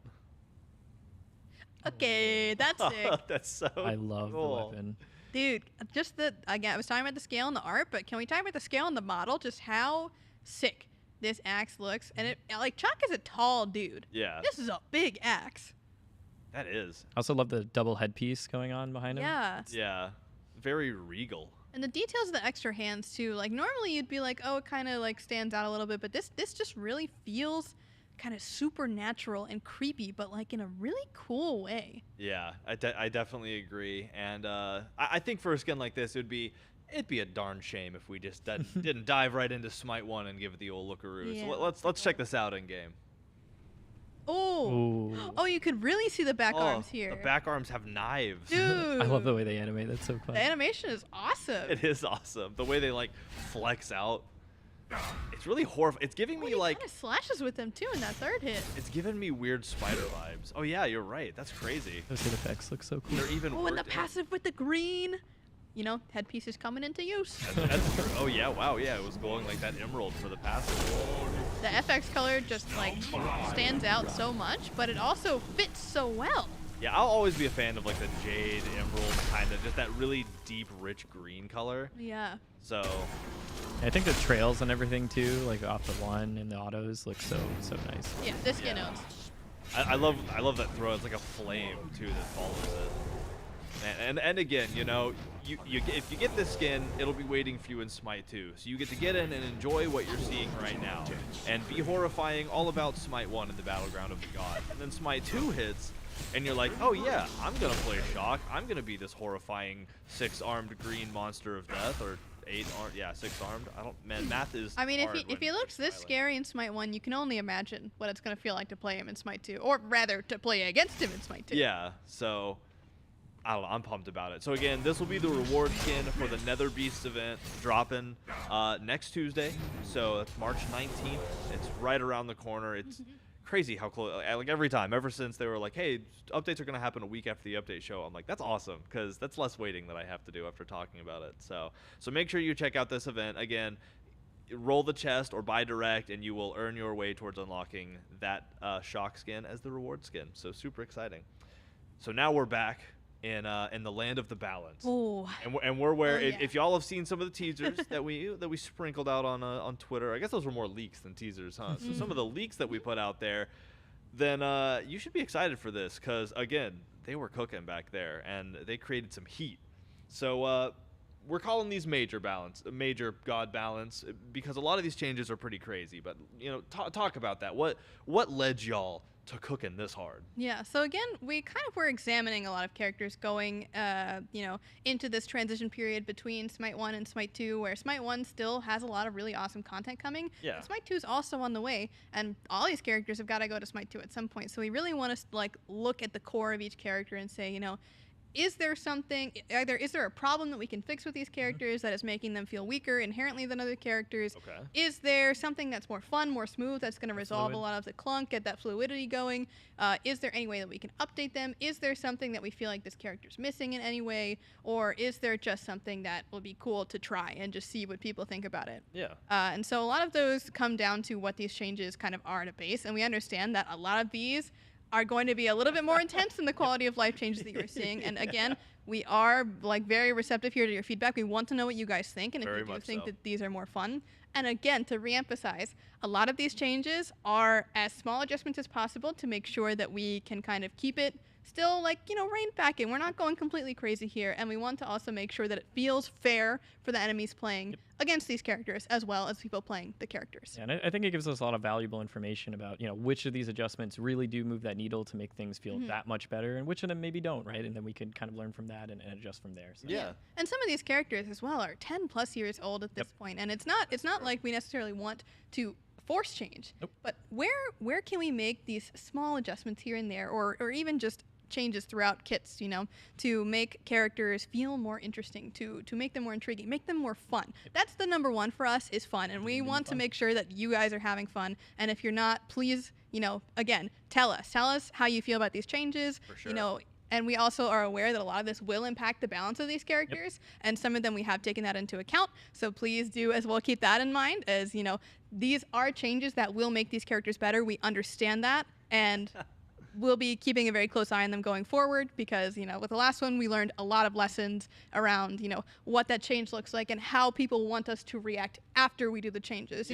We want to make sure that this stuff is not like tormenting people for patches on patches, right? We want to act swiftly when these things are not feeling right or things are too strong. We want to make sure that, again, you guys are having fun. That's the number one thing, and a lot of these are really, really fun. Really fun. Yeah, well, the science of balance at its core is try something, observe it, and write down the results, and that's what y'all are doing. Y'all are being inventive and trying crazy new things. Just from what I've seen of this thus far, y'all are really, really stretching your legs and saying, what can we do to try to make things more enjoyable? So, and of course, we will watch how they land out in the world and record how y'all, the community, react to it. And if y'all are like, that was pretty cool, but like, no, then we'll be like, got it, don't worry. So.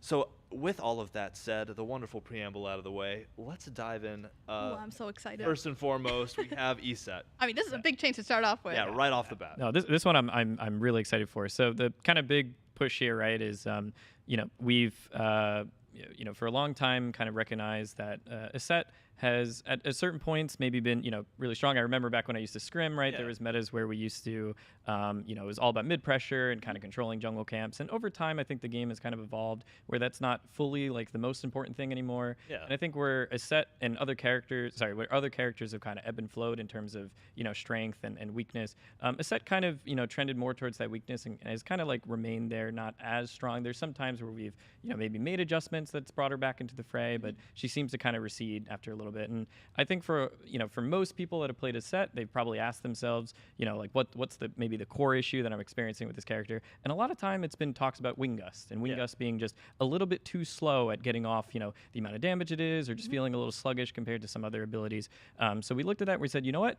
Let's try just speeding it up. We've talked about this before. We've tried to maybe do some other things. Maybe this has been the answer, and we should test this. We should see, is this a positive change for her? Yeah, and we have a video ready as well for you guys to take a look at the change here. So we've changed it to be approximately 25% faster. So this does mean that all 4 projectiles are going to be taking that 25% less time to come out. So you can see on the left, you are doing it a little bit faster, but again, this is an adjusted animation. The projectiles are coming out at different times, and they're very slightly faster to also better mimic this movement. And so a very important thing to note here as well, this is kind of a shift for ESET as well, because when she uses this ability, she's getting movement speed, she's gaining slow immunity, she's getting a couple other things here that she is losing a little bit faster than before, but we believe that the damage trade-off here is going to be very worth it to get all of that damage out 25% faster. Yeah, it's definitely noticeable when you throw it into a comparison like this. So, wow, that was really cool. That's right, like you said, right off the bat. That's a big change. So super awesome. So now we're moving into another really spicy change. This one's crazy. Ever since I learned about this one, I think. yeah, ever since I learned about this one, I've been hyped to see it go out. So Terra is getting some cool shift. So Terra is a character that really starts to unlock around that level 3 area where you're finally able to get this all dash. online. So one thing that's become very awkward for Terra is that when it comes to balancing her, she is just very, very difficult to get rolling. But once she gets there, she's really, really good. And also, she's just a lot more fun. That was the number one thing that we honed in on, is that playing Terra without the dash, you feel like you're kind of working with half. It's missing something, yeah. It feels like it's really missing that secret spice that blends it all together. You know what I mean? Once you start to have this dash, you feel like a complete character again. And that was the thing that we were like, okay, we want to see how this feels. Number one, because we were like, okay, this is kind of crazy. Let's talk about that first off. But yes, so Force of Nature is her dash. She now has access to this ability from level 1, which means you do not need to put a point into it. But the thing is, if you don't put a point into it, it doesn't do damage, and it has a 20-second cooldown, which is 9 seconds longer than the actual original cooldown of 11 seconds at this point in time, at least. The mana cost is the same, but here's the thing. we understand that this is going to bump Terra's clear and ability to do all these things well in the early game up a lot, especially those first few levels. She's going to have very good pressure. But the thing is, Terra's been kind of MIA for a hot minute here. So we understand that this is going to be a very big shift in terms of how her presence is across the battleground, especially in Conquest, because this doesn't happen in a lot of other modes, right? She didn't have this issue because they start at level 3 and you can just be Terra right away. Yeah. And then you also have that trade-off as well. That's a very interesting choice where you can say, maybe I don't put a level in my one, and now I can kind of put more emphasis into my heal or my stun, or I can get my ult and not really think about it. So you have another kind of choice to make now, which I think is really interesting to do amongst that. But again, you are suffering in that. You're not getting the damage from that, and it's a 20-second cooldown. So I mean, 20 seconds for a dash is pretty long. But again, it does unlock her potential, and that was the number one thing. We want this character to feel like a whole character from minute one. Yeah, it really gets the kit mechanics online out of the fountain. So exactly. Super cool. Cthulhu is up next, a terror of the mind. Yes.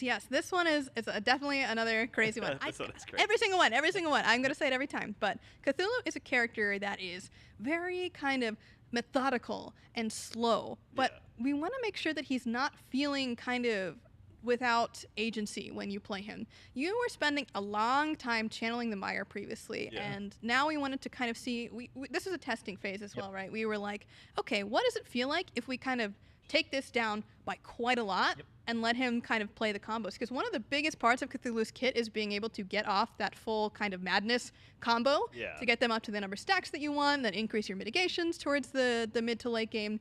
And it's so hard to do that. It's incredibly hard to do that. I think before you feel a lot more restricted because you have to do these things in sort of sequential order. I think by now, like kind of unlocking, when you can cast and other things during that ability, it makes it a lot easier to have a lot more choice in the way that you want to engage certain team fights, the way you want to play your lane, right? I think it just kind of opens up the character to breathe more. Yes, and we understand that argument as well, like because people go, okay, well, I play against Cthulhu in lane, I cancel him out of this ability, and then he's got nothing, which doesn't feel very great for a character. But again, we want to make sure that we aren't eliminating the counterplay. You still can cancel this ability if you are, a very savvy player being able to play against it. And again, you'll get used to it. But let's take a look at it visually in game and how it looks and feels to kind of just illustrate this a little bit better.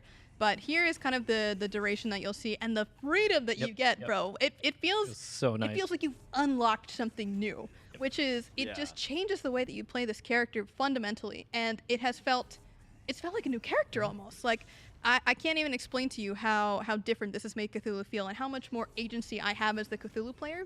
And again, we understand that this is a very, very big change, and this could impact a lot of how he is able to participate in team fights and in laning phase. And again, the counterplay argument is something we are very, very inherently aware of. So again, please give this a try. Tell us what you think and how you have enjoyed playing Cthulhu, or if playing Cthulhu has gotten more frustrating. Or playing against Cthulhu has gotten more frustrating, rather. So do keep all those things in mind, but I just can't wait to see what people think when they actually play him and get their hands on him. Yeah, because like you said, before it was so necessarily sequential. Like there was an order you had to do things in, and if that order gets interrupted, you have to back up and wait for that order to come back.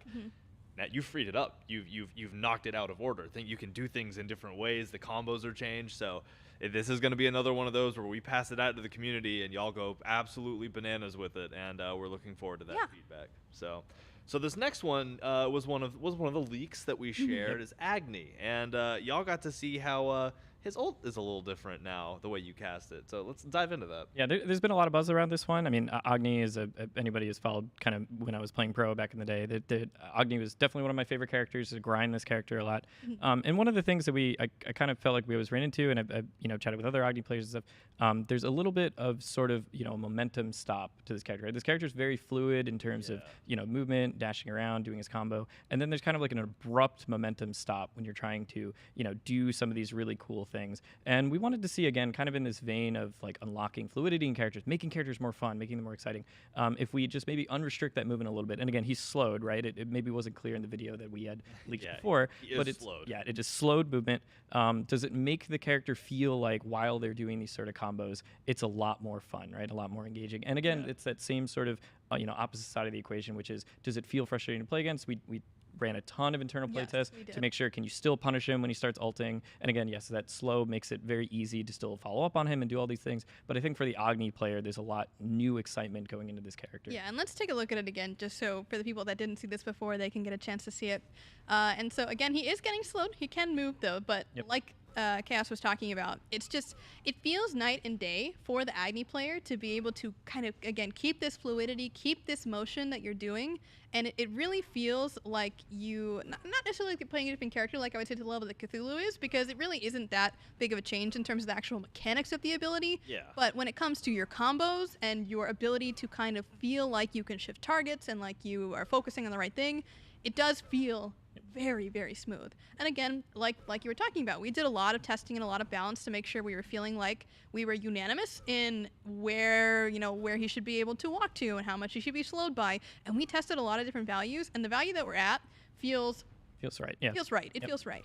And again, we want to make sure that the counterplay argument is still there, and we did agree in general that when we were playing against this character, it did feel like he was moving a little bit, but it wasn't something that I could never get used to, or that a lot of our playtesters just felt like was impossible to play around. It was just something that had a significantly bigger increase for the Agni player than it had any kind of decrease in ability to counter or increase in frustration for the enemies. And that was the most important thing that we asked every single time. Every single time when a playtest was done, what did you guys think? How did you guys feel? Was this frustrating? And we're aware, right, that Agni in many ways is viewed kind of maybe at like the central point of balance in certain things. So we're obviously being very careful here. We want to pay very close attention to kind of see how this change, pans out. And I think it's good, especially, to that Smite 2 point, right?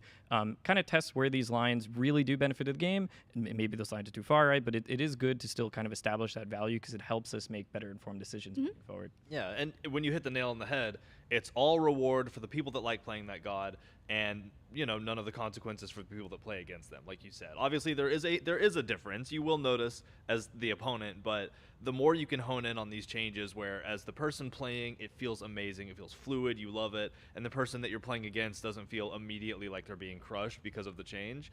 It's such a fine line, but y'all have hit it in a lot of places, and like you said, it's a constant thing that's being asked about. I'm sure y'all will let us know as well, and we'll be looking out for that feedback. But Yes, exactly. It's a really cool direction to balance in, is how can we make every individual experience feel as good as possible while you're playing it, and while not punishing the people that you're playing against. Exactly. I think that's one thing that we really want to emphasize, is that a lot of people play Smite for the gods. And, we can do as much item and balance and number tuning and things like that, but if the god doesn't feel fluid to play or fun to play, then people are not going to want to play it. And Agni is a character that is relatively fun to play, but we were like, can we maximize this? Can we make it better? Can we improve this experience for people? And again, please let us know how you feel about this change when it comes down to it, but please do give it a try, because honestly, when you feel it out, it feels like that A/B comparison, you immediately recognize it. Yeah. Rock and roll.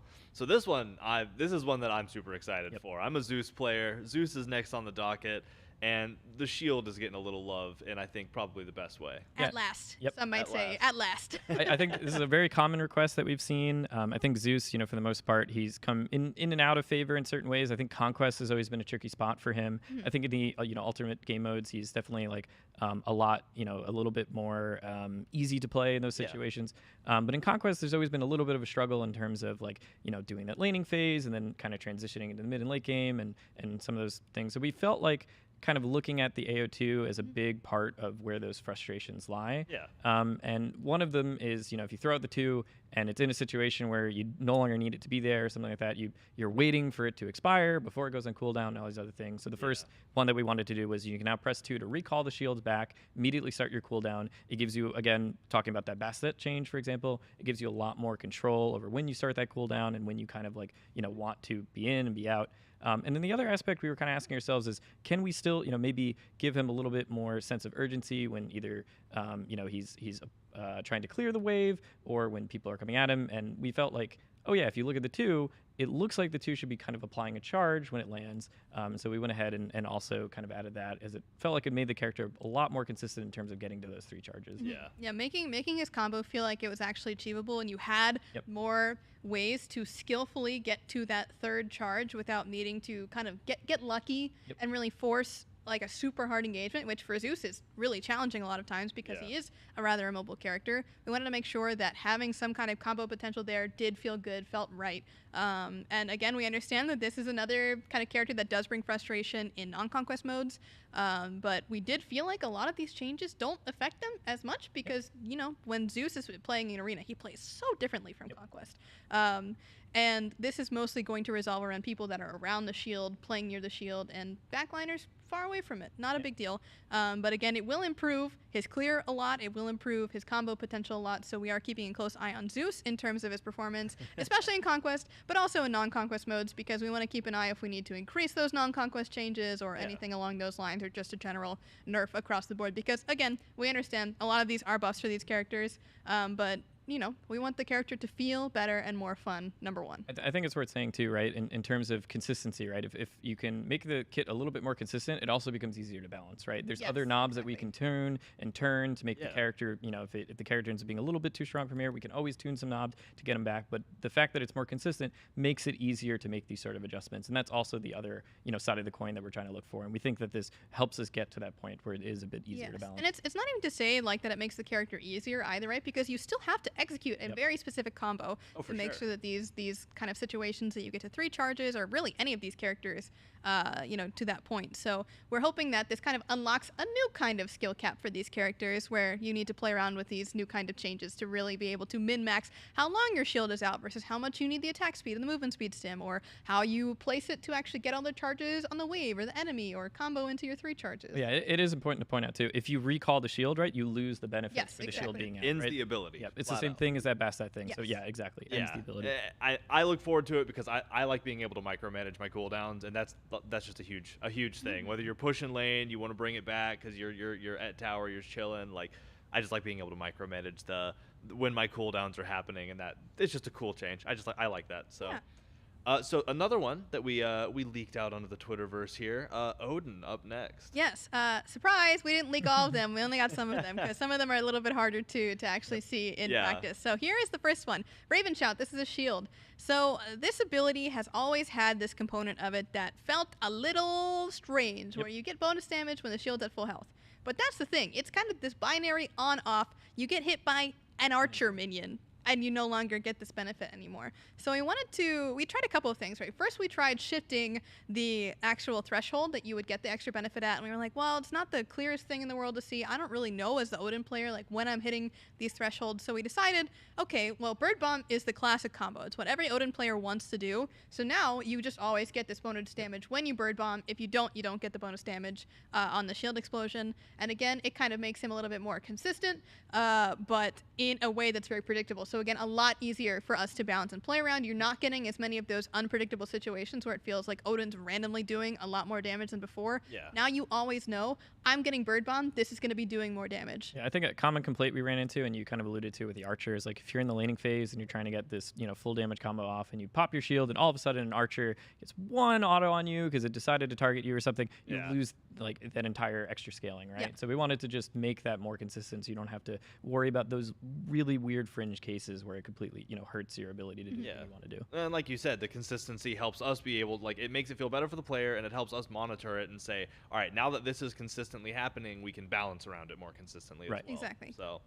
So that was the first of 2 changes. So then there's the second change. Yeah, Skynyr's Might. And we did actually, this is the one that we spoiled on social. So this ability, previous version, used to have 3 charges of it, where you would pulse once, pulse twice, pulse 3 times, and each one of those effects had a different kind of sub-effect that you would get depending on the amount of time that you charged for. So the first one, still exactly the same. Attack speed buff for yourself and anyone in the range. Exactly the same. The second one previously was that you would get a homing projectile that would automatically hit the person that was closest to where you were aiming, which was nice, but a lot of people kind of unanimously agreed that this one was the least, important of the 3, because the third one, of course, is the stun. And 9 times out of 10, opponent player wants a stun. It also had a small window, right? Like the Yeah. first one, if you want to get that off, right, you're kind of spam clicking really quickly. The third one, right, you get all the way to the end. You could just wait. That second one was always like in this awkward little spot where it's like most of the time, if you're in a certain engagement or certain situation, you might not even want or get to use it at the timing that you want to. Yeah. So there was a lot of like issues with that second Yes. stage. Yeah, in terms of really being able to maximize its use, and theoretically, the projectile is something that I'm not trying to say like skill diff if you don't hit it, but it didn't seem like a very like cool or powerful effect to be like it's just a guaranteed hit. It's just something that we were seeing as generally undervalued, and like yes, we did see like some people discussing like, oh well, in Axe meta it's really really good, but we think that the trade-off that you're going to get for getting the stun faster and getting the damage out more consistently is going to be way better in the instances where you're actually hitting those things, which, cross your fingers you're hitting them, but you'll still be getting those procs assuming that you're hitting them. Yeah, so that's a good change. And I mean, who doesn't want to stun more? I'm all for it. Yes, And and, I think- to clarify just one more thing, because I Please. saw some discussion, you will still be able to indefinitely hold it. That was one thing that I saw some people questioning, if you could do that or not. Yes, you can still indefinitely hold it. So, pocket it, hold it, walk down lane, really be menacing, throw it when you need to. Yeah, let's just take a look at the video though, because I do want to bring this up so Yeah, we can please. just take a little look at how it actually feels. So here's our attack speed stim like normal, and boom, that's the stun. It's So, just yeah. it's such a big feels difference when you have that extra bit of like time between the guarantee of like being able to get to that stun and get to the place where you want to be, and it's also nicer that you don't have to channel this in the middle of the wave for that much longer. Yeah, it tightens up the combo time a little bit, so you're able Exactly. to more reliably combo into that stun if you need to out of a bird bomb or something. So, rock and roll. So that is Odin, and yeah, we saw the feedback. We're gonna be keeping an eye on it like always. So y'all know that y'all are our favorite. We love when y'all tell us this is great and also terrible. Like, we listen to both. We like one of them more, but they're both equally valuable. So now we're away from birds and into spiders. Oh, yeah. Arachne and her cocoon. So Arachne was a member of the previous Spicy Gang, you could say. Spicy She Spider did Gang. get a previous change back, I believe it was in 10.9 around that point. Yeah. And that change, we felt like after reevaluating it after a couple patches of it being in the game, it just felt like it still wasn't hitting the mark that we had wanted it to hit, being a change that we wanted to make to this character. So what we're doing here is kind of a give and a take. The first thing that we're giving Arachne players is now you no longer need to hit consecutive basic attacks to actually get your stun off. Any time that you hit the number of basic attacks that's required, which we'll get to that in a second, Okay. you will stun the character as long as you still have your stun available. Yeah. The attack speed is still decoupled, so no matter what, even if you use up your stun, you're still keeping your attack speed. But now it takes 3 successful basic attacks on a single target to stun versus 2. We also felt like when we did that change previously, it became a lot more frustrating and hard to react to for players against Arachne, and that was one thing that we wanted to keep an eye on. And as we've let it kind of simmer for a couple patches here, we've definitely felt like, especially for making this consistency change, we need to bring that back to 3. That makes sense, and I like the ability now that you can weave it in, and if something breaks that auto attack chain, you don't have to worry about it. You can circle back, get those last couple auto attacks off, and sync it in, even if the chain was interrupted. So, rock and roll, spider scary. Jing Qian up next with a big face in the chest. This one might even be one of the craziest ones. Like we were talking about Terra, we were talking about Iset, we were talking about Agni. Bro, this change is crazy. This change is crazy. It's big. So we're giving Xing Qian a brand new effect on his passive, and we were kind of observing this character and how he's kind of been a little bit out of the meta. Well, I shouldn't say a little bit, because we've given him buff after buff after buff, and he's just not been shown back up. Yeah, And there's a lot of reasons won't why answer. that's happening, but his passive we were observing is just kind of a little like non-applicable in a lot of cases where you're just getting some extra HP 5. It's nice, it's extra sustain. It's handy, not but- really, it doesn't feel like it's really impacting you all that much. And now it wouldn't feel like he's definitely impacting the situation. So we're giving him a brand new effect on Smoldering Rage, where anytime that he gains a stack, he's still doing that same stacking that you did before. Hit enemies, you get stacks up to 12. He gets temporary max health per stack. So he can kind of really lean into this kind of max health, sustain tank ideal almost. He's still keeping the HP 5. And on top of that, because he's keeping the HP 5, a lot of times he was overcapping because of his builds, but now you can do it on purpose because HP 5 is uncapped. You can have as much HP 5 as you want on this character specifically. it's been really, really fun to actually the sustained game. have this character kind of run around with.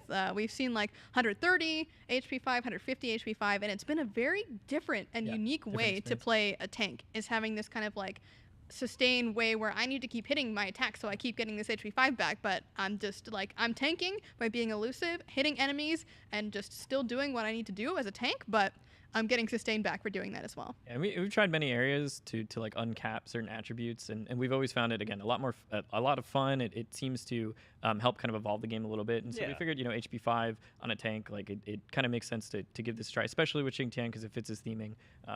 Yeah, he is the relentless one, so very relentless. Very relentless, especially now. There's also one other cool thing about this. Maximum health, we were kind of looking at the math behind it, where normally anytime, let's say you have 800 out of 1,000 health or something, right? And then suddenly your max health drops. It looks at what percentage of your health did you have based on your max health, what percentage of your health do you have, and it retains that when you go down in max HP. So if it reduces by max HP and you had 80%, then you retain 80% of the new max HP when you go back, which means you kind of lose some HP anytime max HP wears off or something. So with Xingtian in particular, we wanted to make sure that he retained the benefit of the max HP that he gained in his current HP. So for example, right, if you, I think if you're at 2,600 out of 2,800, and all of a sudden your max HP drops to 2,600, you'll stay at 2,600 current HP. Whereas normally you would have dropped whatever, if the percent of that was, I don't know, let's say 90% or something, you would have dropped to 90% of 2,600. So essentially, pretty weird. you can reduce the maximum health, and if it's gray health bar, it just moves closer towards the green. Exactly. So you maintain.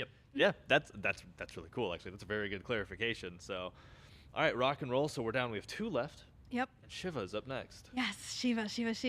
This was a very fun one. I have heard many a complaint and seen many a clip of a Shiva stopping short on a wall, but no longer will that be the case. The first part of Pillar of Dawn previously had a component where you could aim it, and when it came to the interactions with walls, no matter how far away you were pointing it, it would always stop you immediately on the wall whenever you came into collision with it, which was very frustrating for a lot of Shiva players because you were losing a lot of distance, and I assume you were about to say it didn't feel very intuitive. Yeah, it didn't feel natural compared to a lot of other dashes where you slide against the wall. It didn't. It always seemed weird that you just all of a sudden would stop. Yeah, dead stop.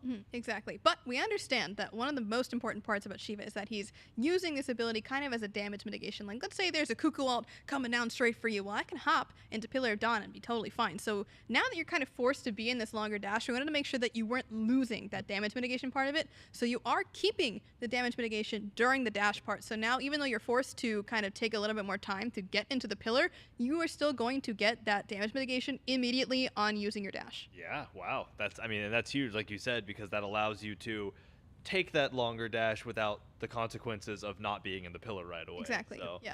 Cool. Overall, just a good thing.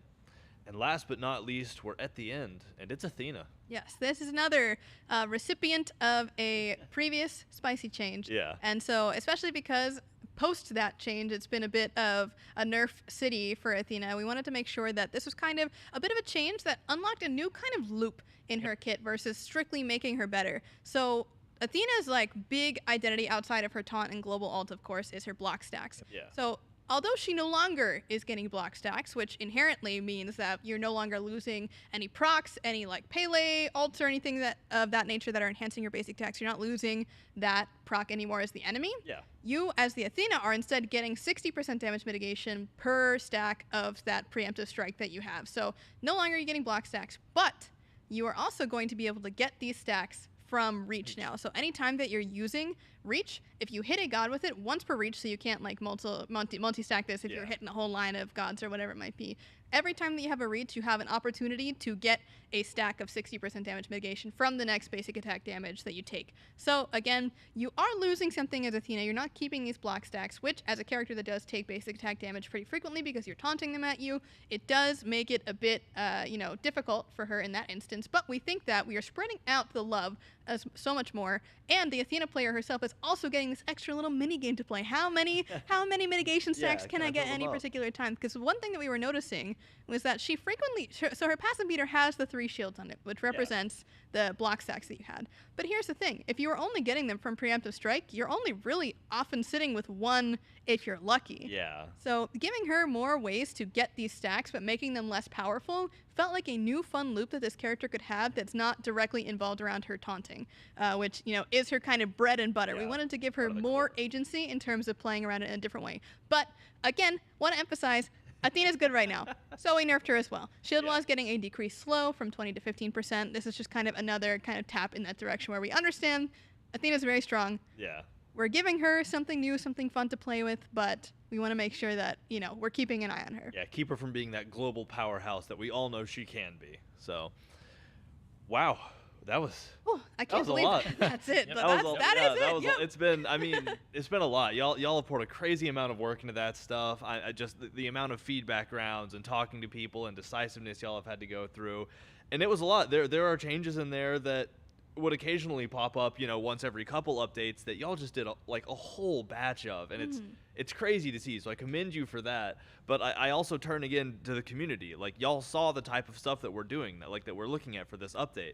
It's a lot of stuff. You know, it's how can we make things feel better, not just balance wise, but gameplay wise. So, you know, I would very much like to a call to action, if you will, to say, try these out. Try out the new changes. Let us know how you feel about them after you've tried them out. And let us know how your favorite character feels, you know? Is your favorite character somebody that's been around for a long time and maybe could benefit from 100 millisecond nudge in the right animation direction or something? Because we're looking at this kind of stuff now, and the team is just doing incredible work in that. So, again, I applaud y'all, because that is a lot of really intense changes we just talked about, and y'all have been crushing it with this stuff. So. Yeah, this was definitely a big like goal for us this patch, was to give a pretty big like section of the God roster something new to at least try and look out for. Yeah. And I mean, just in this like quality of life and major changes was between 30 gods.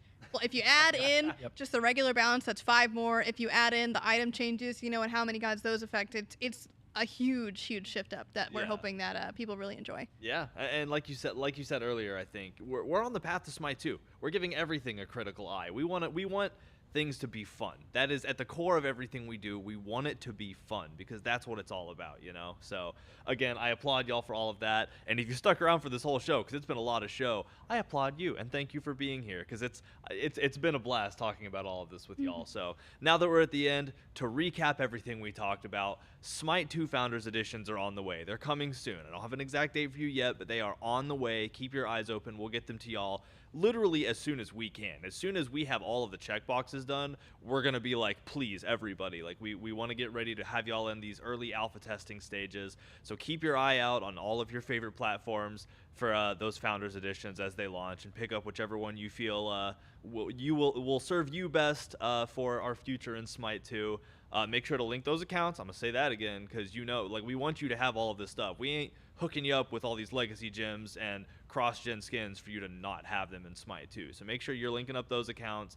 And then, you know, in the Smite 1 world, all of this will be dropping next week, but PTS should be going live sometime soon. Could be up in the next 5 minutes, could be a little longer. Just keep your eyes on Twitter. You know, we'll put it out there. We'll let y'all know when the doors are open. And I believe that we have a Dev Insight show after this as well. Yeah. So make sure that y'all stick around for that after the break to ask any questions you have. That was a lot of crazy balance we just went over. Yeah, so if you have any questions or, you know, suggestions, make sure to stick around and ask all of those, because you're going to have Lermy along with a couple other folks ready to talk about them. And, you know, they always have good things to say and good insight to provide. So, again, thank y'all for sticking around. It's been an amazing show. Looking forward to Smite 2 and Update 11.3. And, yeah, we'll see y'all next time. Thanks, everyone.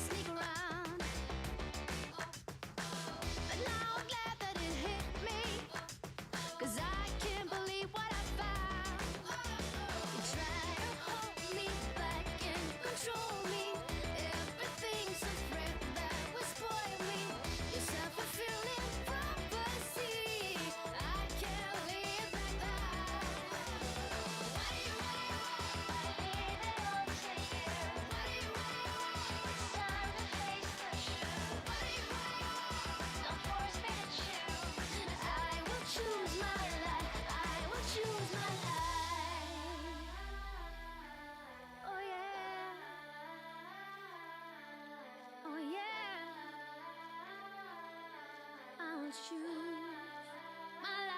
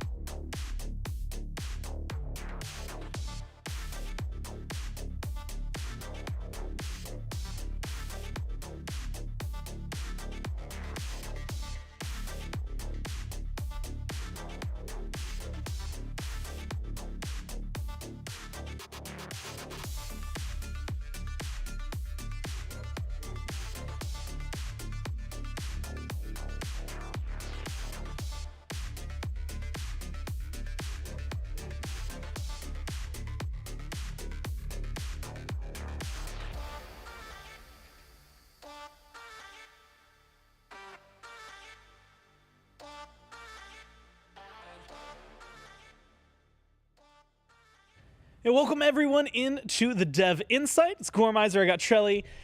Oh my God, I'm blanking immediately. Lermy. What? And then of course Chaos sitting over there. No, my mind. I've gotten so used to going through the same four names because every single content piece that we've done for the last like 3 weeks has just. And so I looked at you and went to say Mifflin, and I'm like, that is very obviously not Mifflin. And just because that's what my brain wants to say doesn't mean it's the right thing to say. No, we got Chaos and Lermy who are sitting by to help dive a little bit more into what. It's hard to believe dive a little more into. It was a very lengthy patch notes, Yes, exactly. but the update that had just come through. So you in chat right now, we've all got these little guys.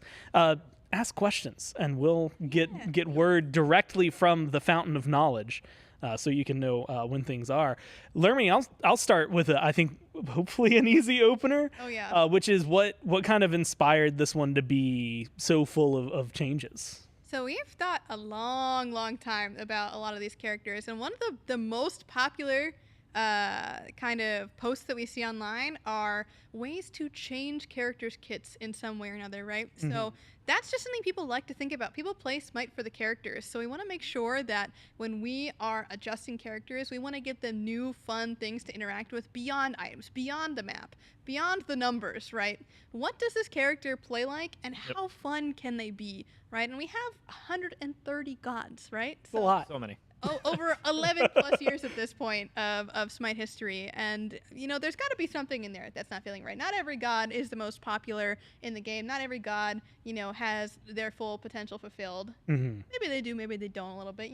We just kind of wanted to see what we could do. This was a lot of experimentation. These were ideas that came over multiple patches, and just a lot of ideas from a lot of people. Mm-hmm. It was awesome to get a lot of collaboration from our ambassadors and other people that got to play test this internally as well.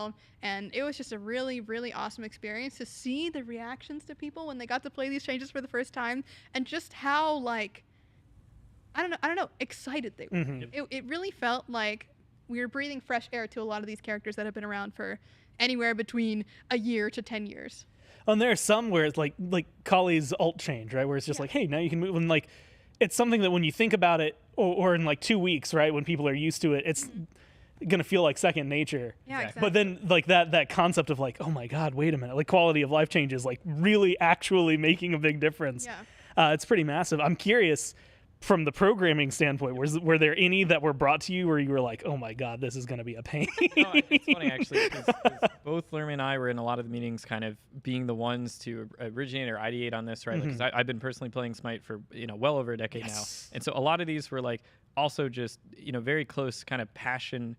Ideas for myself of just so many things over the years that I experienced that were like, hey, I feel like this could be better, or have we looked at this more closely, little different things like that you pick up on, and you're like, now I'm finally in a position where I could do something about it. Let's try and do something about it, right? Yeah, exactly. I don't think anything in particular was too challenging programming side. I mean, maybe some of the Cthulhu changes, just making sure that, removing it from a channel back to more of a cast that requires a little bit of difference there. Assets was relatively straightforward. It was mostly just timings, kind of animation change.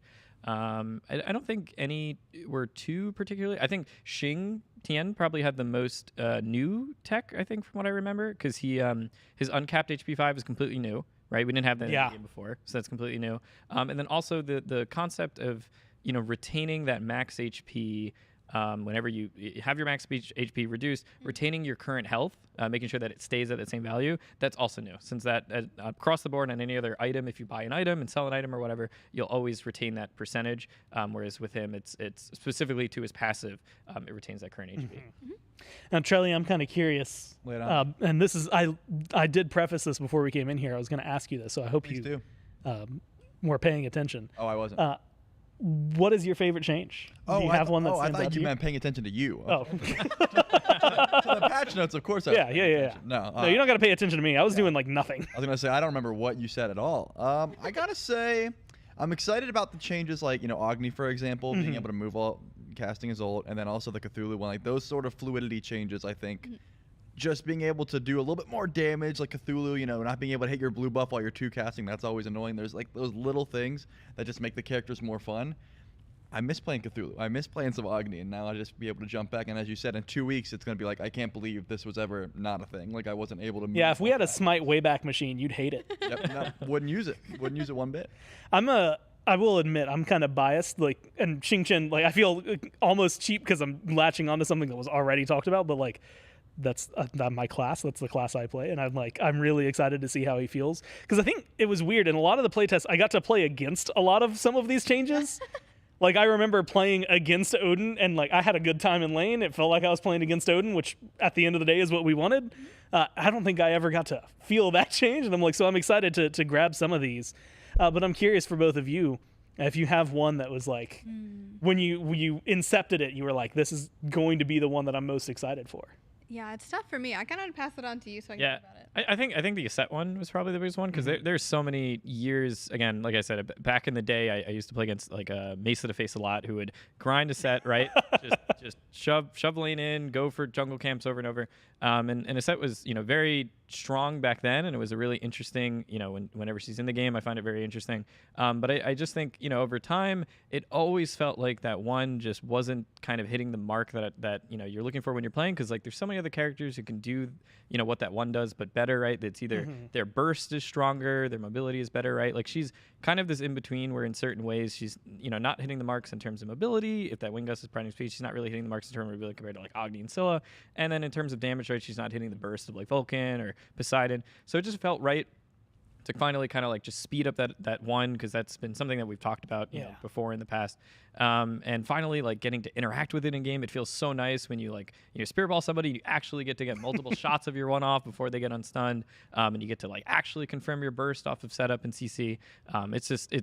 It feels like a whole different character. Yeah, I will say, having tested ESET with her new animation and going back to the old one, I'm like, how has it ever been this way? It's so crazy how natural it feels too. And you'd think like speeding it up by 25%, like it seems like that would be pretty insignificant, but in terms of animation, that is pretty significant. You're losing out on a little bit more of that like frame that you're getting, like frame by frame animation, but it still feels fluid. It still looks as beautiful as it has looked ever since she got her remodel. I mean, it looks amazing, and it feels really fluid. But for me, I don't know, man. I'm also kind of along the lines of Xing Chen. I'm really excited by the like kind of sustained tank kind of style that we don't really have So I'm really excited to see how that plays out and how unique he feels now. Hopefully, really just hopefully I can do something useful with him. That's what it's just. I always feel really good in certain matchups, and then most of the time I always feel he gives me, and this is a lot with this is just a support player complaining about support life, which is, man, I just guided you guys to water. Please, for the love of, just take a drink, do something, and we'll see what it is. You're asking a lot. Yeah. Sometimes, look, hey, here's a guy. He's 10% HP. He's not moving anymore. Just please hit him with one thing. Some people, that's, it's a lot to ask. It's a lot to hope for. But I do think we have a question from chat that we can throw up and see exactly. I wonder where it's going to be, which is the big question for me. But once that's up there we go. Paraphrase, after reviewing the data, are there any plans to bring back /4v4? This is actually a very, very good question. So kind of, we reviewed the data, and I know that our data goat, Max, made a post about this on Twitter. There really was a pretty significant downturn in like the amount of people interacting with the mode, especially as like the 2-week period that we had it out went on. And we did see that people did, like the individuals that did really like the sort of 4v4 style modes did enjoy it while I had it. It is something that we could consider bringing back maybe as a daily, not daily, but weekly match of the day or something like that. We could kind of throw it in the rotation there, but I don't think that it will be a permanent mode. The data has been pretty convincing in terms of the fact that yes, 5v5 / was just the more kind of interactive mode for the populace. I think one of the core metrics that we get to see, right, is, when somebody's playing / what do they do afterwards, right? Do they re-queue /? Do they go into a different mode? And I think there were very clear deltas that showed switching to /4v4 kind of had people moving away from the mode after they tried it, right? They would try it one, and then they would immediately start queuing into something else or doing something else. And you can see that decrease kind of in the data. So that was also another pretty strong metric that supported the idea that we should go back to 5v5. Yeah. I feel like I remember, and I'm 95% certain it was on Max's Twitter, which is at Innocent Rabbit. With an underscore? Does it have an underscore? I can't remember. Maybe with an underscore, maybe not. But it's at Innocent Rabbit otherwise. And one of the things that had kind of blown my mind was that we can also track, like, not just where, like, oh, hey, you queued into Conquest afterward, or, like, this guy played it and went to Arena. But there were some where it was, like, this amount of people, like, logged off afterward, where it's like, ooh, that's not a thing that we would like to see. Like, we like it when you're having fun and playing in the game. So, yeah, I like that. I like the idea of it recurring as, like, a potential match of the day. Fun side mode that you can get every so often, but yeah, there was pretty conclusive sprinkled evidence. in. Yeah, I think we want to embrace too the idea of like running sort of experiments like this, right? Because we do want to make the game better. Everything we're trying to do, right, is just to make the game better. And I think sometimes there are like changes that are a little bit more aggressive, where we're trying to get a lot more data out of it. We need to get that sort of data, and I think there's room to kind of be dynamic in sort of, hey, it's exciting to try something new. It might not stick, and we're going to learn a lot if it does or doesn't. And if it does end up sticking, then we did a great job attempting this thing to try to get it into the game. And speaking of constantly improving the game, Domination's back, baby. I'm excited for it. Was there, especially like when looking towards, I guess, Clash coming in a little bit ago, Domination coming in, this next one, was there any like correlation between the two, or was it just one was an interesting experiment and then the other one's a classic coming back? Yeah, essentially we're trying to kind of have something new for modes every so often, right? So you'll see that, maybe in this patch we'll do a little bit for, well, I guess last patch it was Slash. This patch is Domination, and it could be any of the other modes coming up at any point, right? We want to keep an eye on what our players are kind of looking for across the board, because Smite players do play a variety of different modes. The majority of our players do like to play a variety. So what's going to kind of be a significant enough change to want to bring people and drive them to a new mode that they haven't really been to very often, or one that they kind of ignore? There's kind of the question of, okay, what is like the factor that it will take to make them kind of try this new thing. And so again, like Chaos was saying, we want it to be a little bit extreme, but it's hard to do extreme after extreme after extreme when there's only so many game modes, and we don't want to also be disruptive at the same time. So we want to make sure that the changes that we're making are really value adds and worthwhile experiments too. So we definitely understood that there has been, specifically for Slash, to kind of go back to that, a lot of feedback that like, hey, we are missing like a siege style like 4v4 mode, and we were like, okay, we'll try it. We'll see what happens. And we did, and we got our data, and unfortunately it does look like the siege gamers will need to wait for the Siege match of the days. They do come around, and believe me, I love a good Siege match, but the data is just pretty solid. But back to Domination. I was gonna say, you gave me Domination, so I can be less upset about Siege now.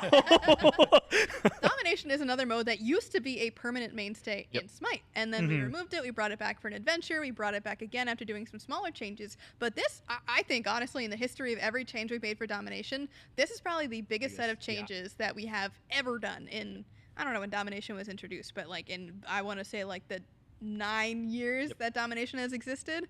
And so we're hoping that really this like big set of changes is going to make the mode more intuitive, and really it plays very differently to Domination previously. So if you guys are even remotely interested in another kind of 5v5 kind of capture the point mode, or you've played Domination before, give it a go again. It feels very different, and it feels a lot more dynamic now than it has before.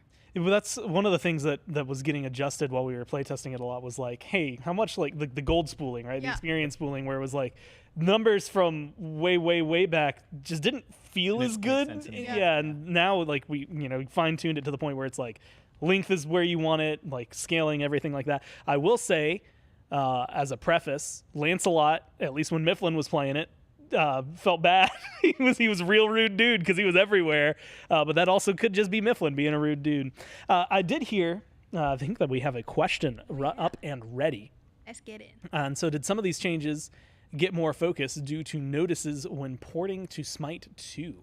Yes, not particularly. I want to say no. Yeah, I think in general, one thing that we wanted to be aware of is like what kinds of changes people are kind of wanting, and then there's the difference of what can we do in Smite 2. It's just different across the board when it comes to the kinds of things that we can make, the new tech that UE5 does bring, and also it's just kind of a new kind of place in general, right? So a lot of these changes, they might not stick around for Smite 2. It kind of depends on where we end up, what the community thinks of these changes in general, and if they like them, or if maybe we have some new tech going to XYZ character in Smite 2. We want to replace whatever mechanic with a different one. That might also happen. It really could be a variety of things, honestly, that happens in Smite 2. And I would say, nothing is guaranteed. Yep, I think these changes in particular, again, a strong emphasis of just how long we've been playing the game, and as users who still want to log in every day and play, right? It's just how can we make this game better? How can we make things more fluid, more fun, again, more exciting? That's really the heart of where these changes were coming from. Yeah. There's two in chat that I've seen that I'm kind of curious of. Which one it stands out to me mainly because it's not something that I would have ever thought to ask to begin with, which is just looking into wall collisions on like other maps, right? I know because like Domination, there was a lot that had to go into it. Yeah. Has there been any conversation about like, oh, you know what? Maybe we take another look at Assault. Maybe we take another look at like Arena and see what's going on. Yeah. So usually with those kind of passes, that'll come up when we do those kinds of changes. And some maps we have done that for and just not really mentioned it. This time it was a pretty big and kind of all-encompassing pass. So that's why we kind of decided to do that. But with other modes, if there is like a specific place, that seems to be giving people trouble, like please feel free to let us know. Send screenshots, clips, whatever you feel comfortable with to us. Let us know, give us the feedback, and we'd be more than happy to go and clean that up. But yeah, I mean, it generally happens when we come across them. And again, let us know if you're running into them. I can give an example because this is before I worked here. I was playing Siege. There was a very small sliver of wall over like looking one of the chasms where if you hit it with a Ho-Yi bounce, it went down actually instead of coming back out. And every time, like every now and then I would hit that spot and I thought I was going insane until finally I loaded it up and I was like, okay, no. And then like 2 patches later, that was fixed and I was a very happy camper. And so if you find something, clip it, find it, record it. OBS is free. The other one that stood out to me was just, is there any idea of adding more modes that have like random gods or rerolls, trading, things like that? I don't know how that would work unless you just made it all random. I mean, you can kind of do that in customs, right? I think the one thing that makes Assault so like well suited for the mode is just how like restricted it is as a game mode and like the kind of conditions that you're put into that makes it feel a lot more fair. If it's all random conquest and you roll up with 4 guardians and an assassin, you are not having a good time. No. In Assault, it doesn't really matter as much because you are limited into kind of a much smaller, concise area. You all are getting access to the same resources. It's not really that much big of a deal versus like a mode like that. It is things that you kind of can do kind of on your own time and in space and custom matches, you know, if you want to do that. That is a very fun thing to do, and a lot of match of the days have that. Like Grab Bag is a really good example. All in Arena is also random. And then, of course, one of our most popular modes out there is All Out Assault. Yeah. Where it's Assault, but you can pick. And it's everyone can pick the same character. All so pick, baby. there is a lot of excitement around actually 4 new doing walls. the reverse of it as well, even though, you know, sometimes you do get into the situation where they pick, you know, 5 hells or 5 rods is really fun. That's a personal favorite of mine, just you know, snipe squad, but you can kind of see like. But being on the receiving end, when it's 5 raws and you get hit by all 5 snipes, like you're the one. I go, you guys, you did what you came out to do. Congratulations. In my experience, they just miss all 5 snipes, though. That's what usually happens. Well, see, Trelly, you're good at Smite. I don't juke. I just stand there, and everyone predicts the juke, and then he's missed. I'm gonna tell, and that's the thing. You recognize, you have that correlation. You know that the best juke is to not juke because most people are thinking he's gonna go left or right. Good point. I didn't think about that. Exactly. You're just thinking you're playing chess. That's the problem. Understood. I am kind of curious. Oh, realistically, the short answer is play the match of the day. Click over. There's like I know you've got the screen that has 4 modes. Just click one over, and then boom, you're gonna have it wide open. There was one that I saw that stood out to me, and mainly as there it is. Considered adding an extra slot for the runic bomb, where like you have consumable. That might be very difficult now that I'm thinking about it and said it out loud. I think the biggest challenge is there, especially with the way that we've set up, you know, inputs on console and different things, right? It's hard to add an extra input. Right? It's a big challenge because there's already so many buttons that are used for so many different things. And at least with the way that we have kind of Smite 1 set up right now and the way that we've gotten people used to the control scheme and stuff, I think it would be a little bit challenging to try and add a whole extra slot. Especially just because of the way you would have to use it with that input or whatever. I think on PC it's a lot more easier because you can just add an extra button. Yeah. But for a lot of controllers and stuff, that button's missing. We've already maxed out like as much as we possibly can. I will, and I want someone. Shelly, you probably would know this the best. Lay it on me. Which is just someone. You know, they mentioned 5v5s, 4v4s, 3v3s, 1v1s. There is like match of the day is like 2v Tuesday is like a thing, right? Like it's literally on Tuesdays. The match of the day is 2v2 modes. They've got Until Death. They've got Joust the 2 of Us. They've got Dual Siege. Yep, Dual Siege. Is that all of them? That's at least 3 though. Like, wait, did I say? Is it called Death Till Death Do Us Part? What's it called? Until Death. Yeah. Till Death. Yeah. That's the Assault one. Yeah. So there's plenty of 2v2, but what's the question? Oh, it was just is there a chance a 2v2 game mode would be added to Smite? And I was just like, there's always there's 2v2 modes there. They're in there, baby. Just find them. Just go play them. Yep. And I'll throw this out up front, which is as of right now, a lot of like testing stuff like starts on Conquest, then usually translates to other things. But I cannot think of a world where a 2v2 on a map that big would ever be.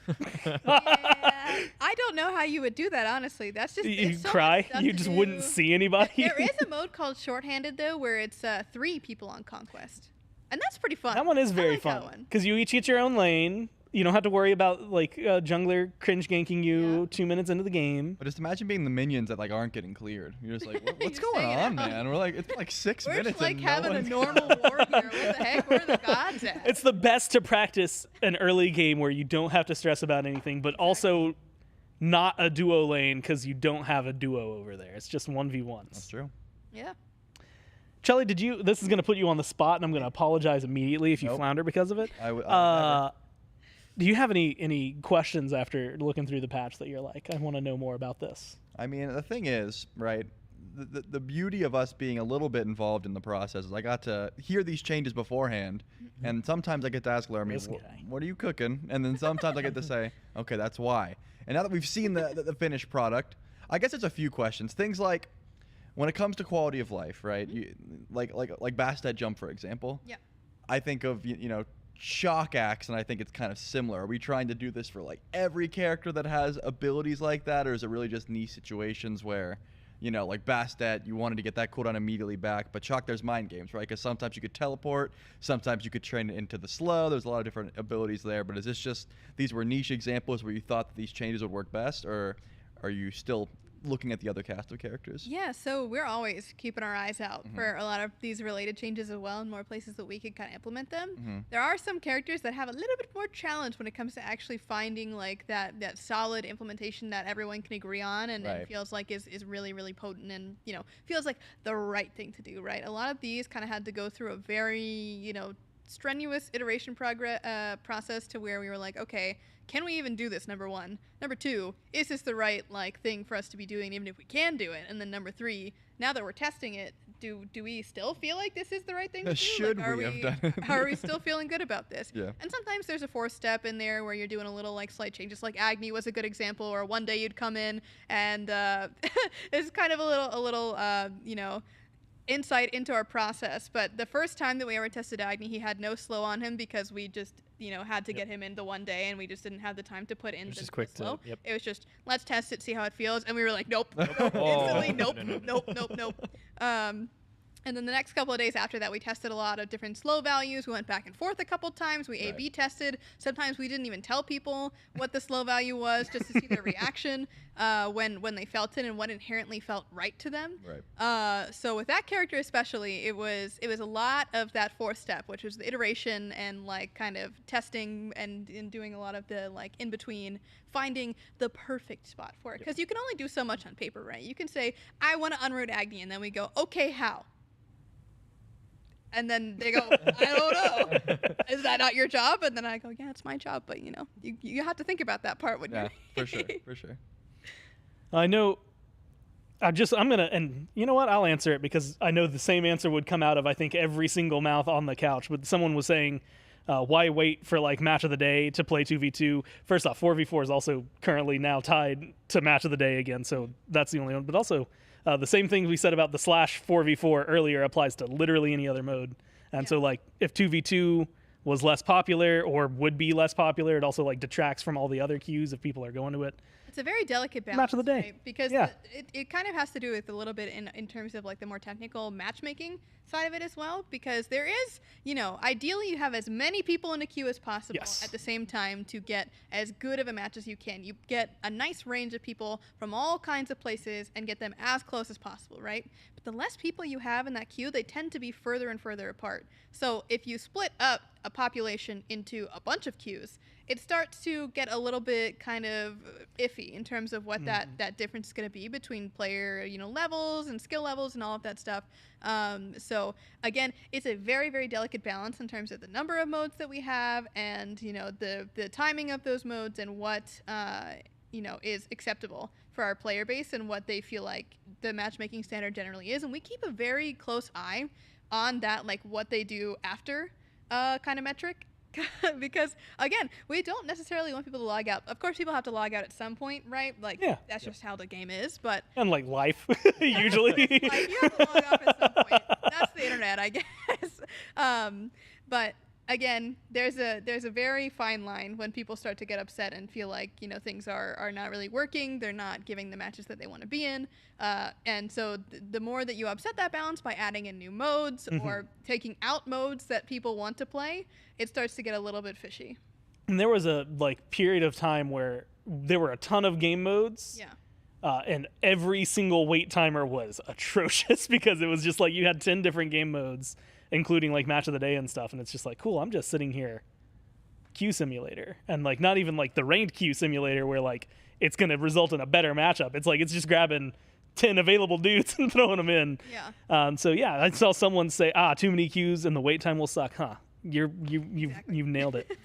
This is almost like a rehash of a question I had asked earlier, but it's different enough, which is there anything not that you're excited for, but excited for people to get their hands on in this patch that like you're really excited to see what people think and how they maybe utilize it? I really want to see Cthulhu. Yeah, I was going to say Cthulhu as well. Yep. I'm so excited to see because that character, he's so cool, right? And he was like one of the most like popular releases in recent history, right? Just because he's such a big name across like you know, pop culture and media in general. The multiverse, you know. Yeah, the multiverse. but yeah, it's just such a cool character that a lot of people want to play. But then you go and play him, and in his current state at least, and you go, oh, okay, you know, he feels. There are those times like Charlie was describing, like you're blue buff, you're just sitting there kind of waiting. And we were like, how do we take this time that you're spending kind of doing nothing and give you more agency, more ability to play into those combos that he really wants to do. His kit wants him to do these things. Yep. But he just didn't have the tools. Well, now he does. Like, bro's so powerful, but he's sitting here going like this on his blue buff, and I'm like, just hit it while you're doing that. And you didn't ask me, Gore, but I'm going to tell you what I'm excited about. Yeah, please do. I'm going to be in duo lane. I'm going to lock in the Croc, right? Yeah. There's going to be some nerd that picks Ymir and thinks he's so slick, and he didn't read patch notes, he wasn't paying attention, and he's going to try to wall me off, and I'm going to swim under his wall, and he's going to be floored. And I can't wait for that to happen. It's also going to absolutely confuse that Thor that's playing in the same lobby who comes over to your... Did I say Thor? No, you said Ymir, but I'm adding another god with a wall to the both list. Odin, Thor, and He throws, Ymir. Ymir Odin, throws up Thor, his and wall, Ymir and he's all like, ready what? to And wall. then Thor goes for it, and he's like, what?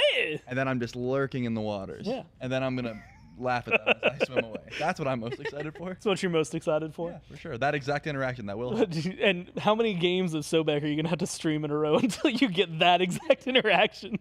Until enough. You said some people have to log off, not me. Yeah, good. Yeah, you know what? You're not wrong. How many? Okay, so that's level 5, Charlie. Yep. Now you've put me in scenario mode. Okay. How many deaths up to that point do you think you're going to eat from a Ymir wall? None. Oh, yeah. Well, you're right. It's you. I should have. Yeah, I'm built different. That's on me. But I do want to make him look foolish. And you will. Absolutely. He's going to feel foolish. You know, there might be times where, you know, you face plant into a wall, but the one time The one time that it works. He's just going to see me swim under. He's going to be like, oh, that's what he's been trying to do. What you really need to go for is the Ymir wall to like block you out from like a Gold Fury or a Fire Giant, and then you lurking in the waters in. That dude, he'll be frozen. He'll be stun locked mentally. And he can't freeze me because I'm in the water. Exactly. You're CCing me and you're set. Yeah. But if he tried, well, actually, okay, Laramie, hold on. Spicy change. Ymir can now freeze Sobek in his ult, and only that because he's in the water and it's ice. Okay, but then Agni should... Spicy changes, elemental damage and interactions. Agni is weaker to water god. This is why we never let Gore cook. 4-point font. I can't remember what it was. We even mentioned it at lunch. Every now and then Laramie will give a suggestion that's like, I'll say on the line of like an acceptable change, right? And then everyone else's reaction is to let's take this and like bring it back to where it should be, rein it in a little bit.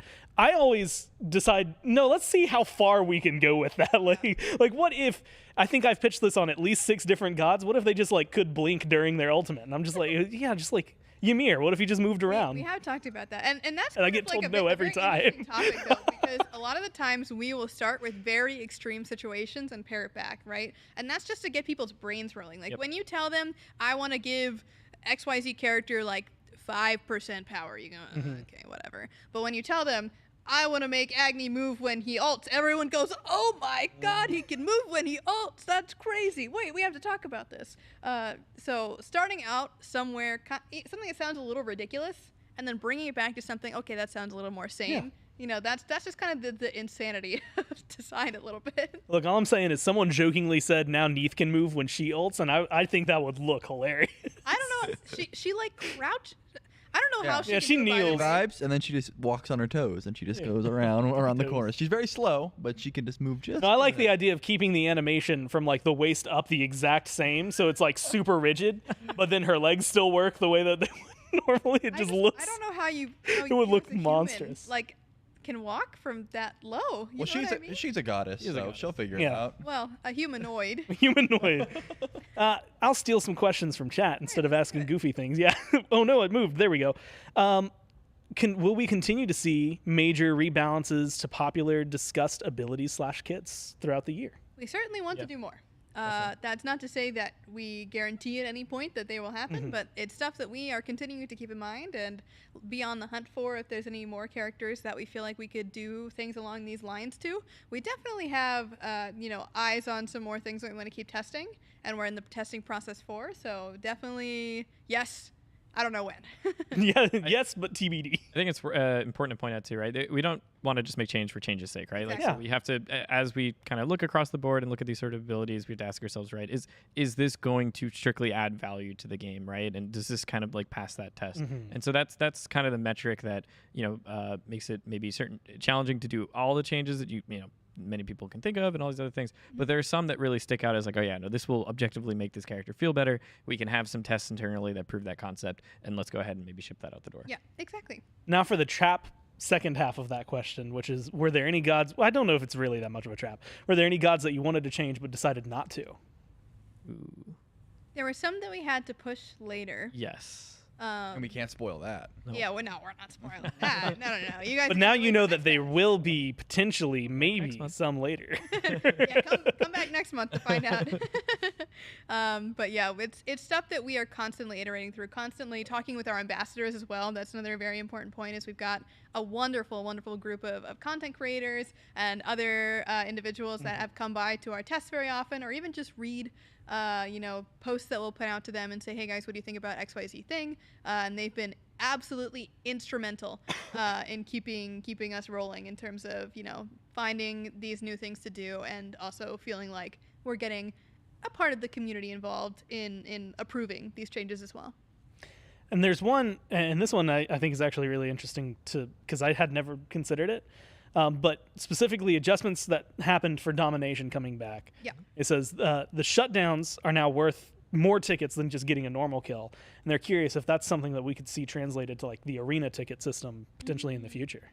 Yeah, I mean, it's funny. I think I don't even think it was on the patch notes show, but there's actually the arena wave spawn system is now in Domination. We just didn't specifically talk about it. Right, yes. okay. Yeah. But when it comes to the tickets themselves, it's definitely something that we can discuss. We do know that shutdowns are definitely a very potent mechanic in general, especially when it comes to snowball and anti-snowball, and how it feels to be that person ahead. We do want to make sure that there is like comeback mechanics. Right? Exactly. People feel like they have a chance to come back, but we also don't want to overly punish the people that are playing well, right? Because if you're getting onto these. Sorry, someone in chat said make Achilles' lore accurate so he only takes damage from the back of his foot, and I couldn't. From one specific spot? Yeah, we could probably do that. Because called shots in Smite, I'm hitting the ankle. That's such a gore thing to bring up. Dude, I wasn't. I was trying not to, but it was just so funny. I'm sorry, Lermy. I read it so long ago, and I just ignored it like a normal person would. But it made me giggle. I gotta bring it up. What was I saying? Oh yeah, maybe. I'm sorry, guys. I ruined the in-depth answer. Yeah, I think it's important to look at too, right? A lot of cool things that were in Arena, that was kind of some inspiration to improve Domination, right? So we kind of pulled that into Domination, and it made the game just feel so much better. So there is some point of saying if there's some things that we recognize in Domination that could make the game better, that we can always, shift those things around and such. But it definitely comes with, conversation, testing, dialogue like that. Yeah. Exactly. I'm going to throw this one out there because it's just a comment, but we love you and how transparent you guys are. Aww, so there you go. People are happy. We love that.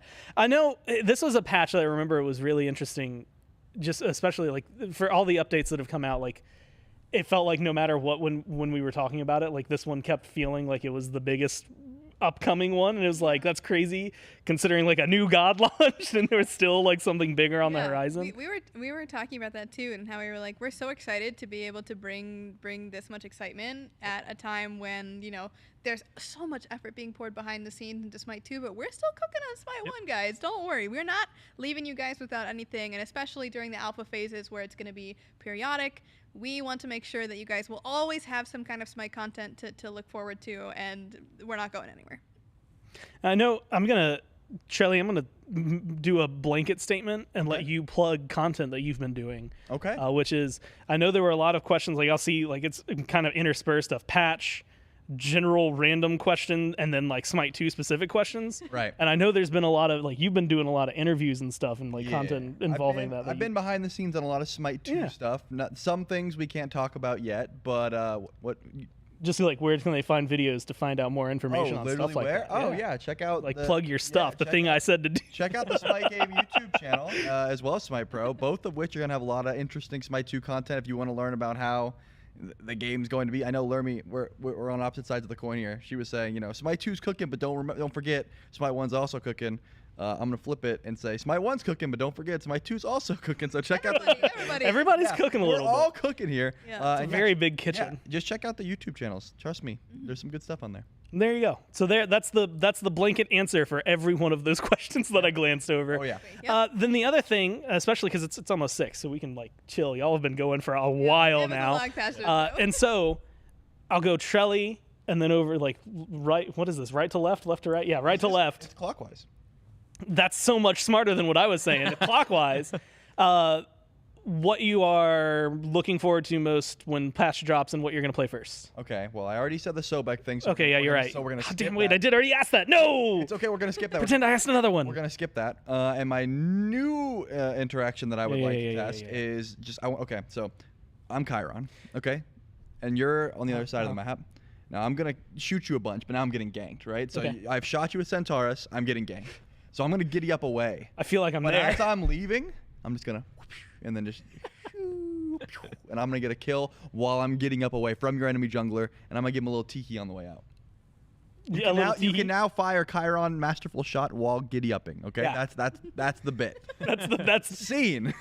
I'm going to change the question before it gets to you, Lermy, which is there any last words that you have about the patch? Because that's a question I haven't asked. Just in general, we are so excited to be in the 11th year of Smite. We want to keep making amazing changes that refresh a lot of these characters, because at the end of the day, when you pick up and play Smite, you're playing a different god, whatever god it might be. You might have a favorite one, you might have a favorite 10, you know? Any of these characters, we want to make sure we're trying to get to a lot of them and freshening them up, making them feel more fluid, making them feel modern. A lot of what makes Smite fun is actually feeling like a god, right? Feeling like you have this kind of impact on the battleground.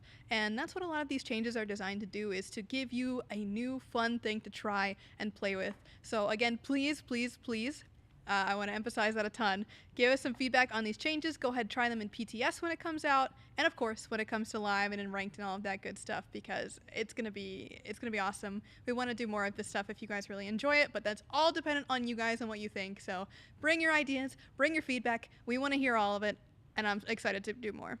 Anything to add? Yeah, no, I mean, I echo a lot of the same sentiment there. I mean, it's been so many years in the making. I think I'm approaching almost my 7th year working on Smite, and I think Ro looked into when I had made an account. It was back in 2012. So it's been more than a decade of playing Smite as well. So I mean, everything we do is just coming from such a strong place of passion and wanting to see this game thrive and you know, bring the best type of value that we can to the game, and just strictly make it better, right? Wherever we can, make it better, make it more fun, make people enjoy it, make you know, engagement at whatever we can to bring people in. That's what we're aiming to do. Yeah. So I mean, we were Smite fans before we were even employees, so exactly. Believe us when we're saying it. We wouldn't still be here if we weren't feeling like we can continue to make this game more amazing and more fun for you guys as well. Yeah, this patch very much comes from the heart, and I think, you know, future patches going forward, especially paying more attention to these things, these are the types of themes that we're going to see more of. Exactly. And so I guess with that, make sure, you know, either play on PTS if you get the opportunity to, make sure you're playing the patch when it drops next week, as well as just checking out like all the other content that we put out. You can go to the Smite Game YouTube channel, Smite Pro, Smite VOD if you want to watch old Pro League games. I don't know why I threw that one on there other than it's just on the list of YouTube channels that we have. But then thanks so much for tuning in, asking us questions, and we'll see you on the next Dev Insight. Made in Georgia.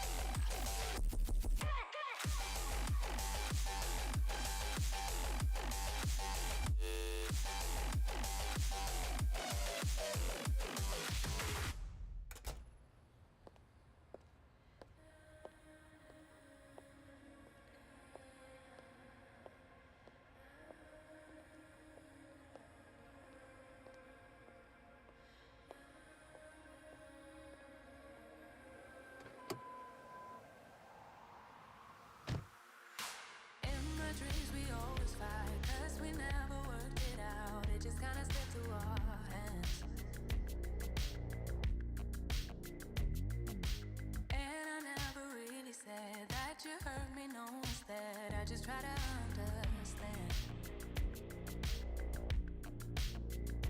It was so exhausting, so I lost it, had to make it stop. Didn't really feel like giving you the chance to make it up. You asked me what's the problem, to be honest, it was you. That's the truth. It really was such a bad plan, 'cause I really think you wanted me to stay.